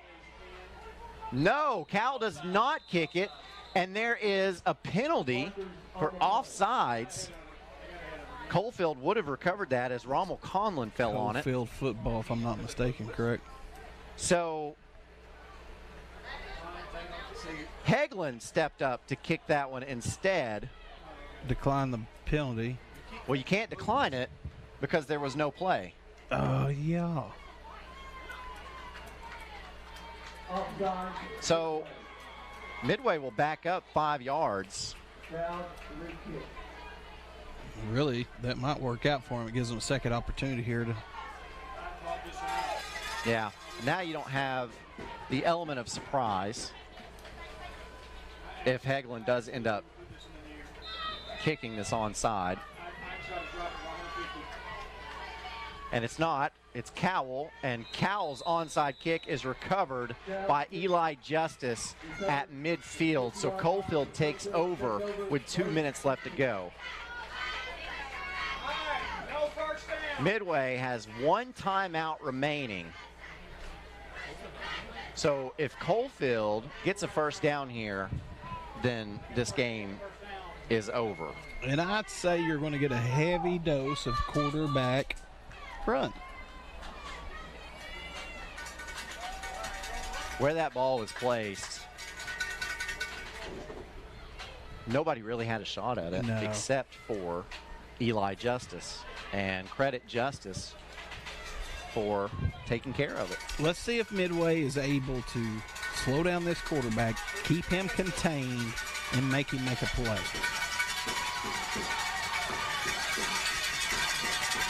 Cole Hines, facing the mighty cowbell, is going to keep it. Hines up the middle, gets it down to the 44-yard line. Pickup of 6 will bring up 2nd and 4.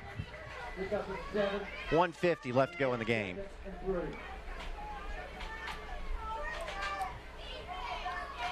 Hines had Lau in the backfield. Lau just became an extra blocker.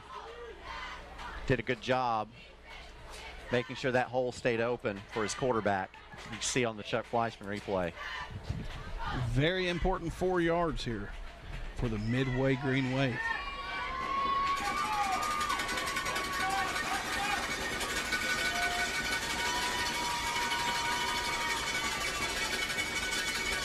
Hines, another quarterback keeper up the middle, gets to the 32-yard line. That's enough for a Hammers 1st and 10. And now, with a minute, just over a minute to go, Coalfield can run this clock out.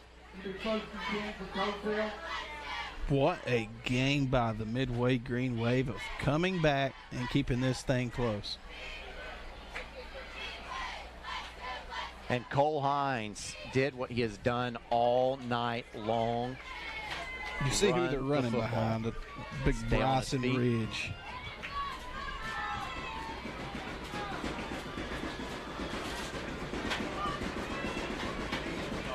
Now Coalfield, there we go.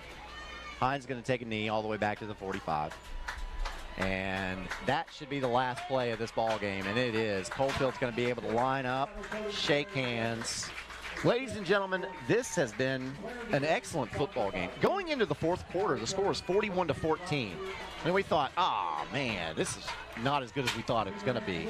But Midway goes on to score 20 points in the 4th quarter. Coalfield scores 7. And this ends up a 7-point ball game. It's a good opportunity for both of these squads moving forward. You learned a lot about your programs, but there's a lot of corrections that both of these teams can make moving forward that will make them better football teams moving forward. It will indeed. So Midway takes its 2nd region loss. Coalfield stays undefeated in the region. So now Coalfield solely in the driver's seat now. They'll have a big matchup coming up with Greenback, which will determine most likely the region champion for the regular season coming out of this. Now Midway can still possibly get a home game in the playoffs. It's just their road is a lot harder now as the Greenway falls to the Yellowjackets 41-34. So let me give you a scoring summary of how this happened. It started out in the 1st quarter. Hines hit Conlon for 19 yards. And Treese hit the extra point with 9:15 left to go in the 1st quarter to make it 7-0. In the 2nd quarter, with 8:06 left to go, Hines with a 4-yard run. The extra point was blocked, and Coalfield led 13-0. With 3:58 left to go in the half, Emmett Heglund had a 1-yard run.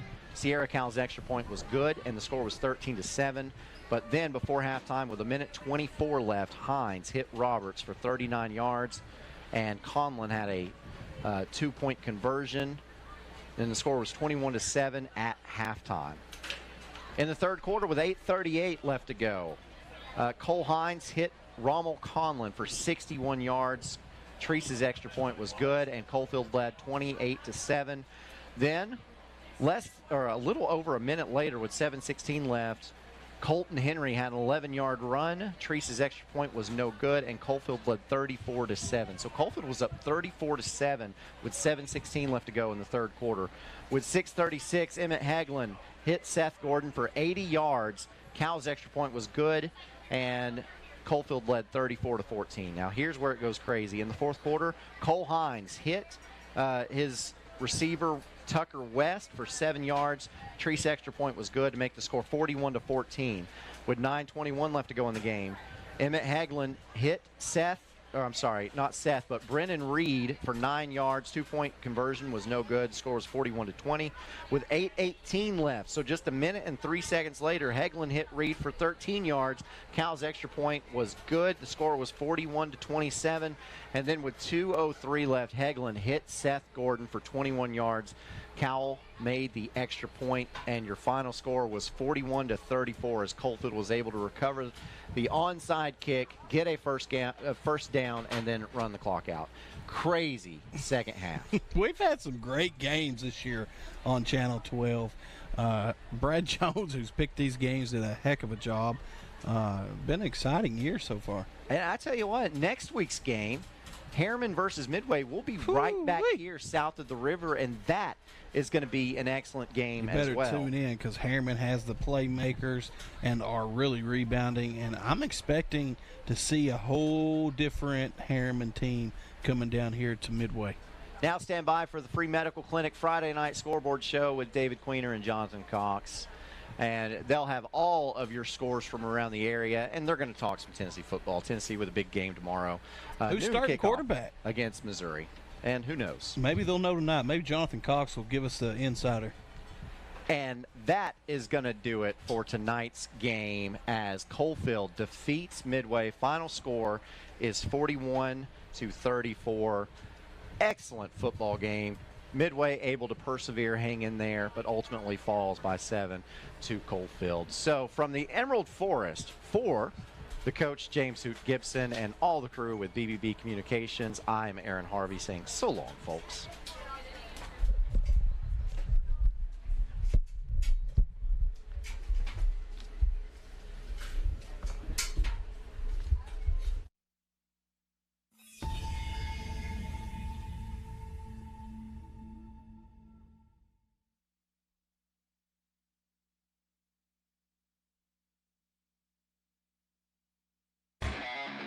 Football is back. And OEB Law is excited for a season full of big hits, perfect plays, and those nail-biting near misses. If you've been injured, OEB Law will come to your defense and tackle any obstacles blocking you from scoring the full and fair settlement. Call OEB Law 865-546-1111 and turn your wreck into a check.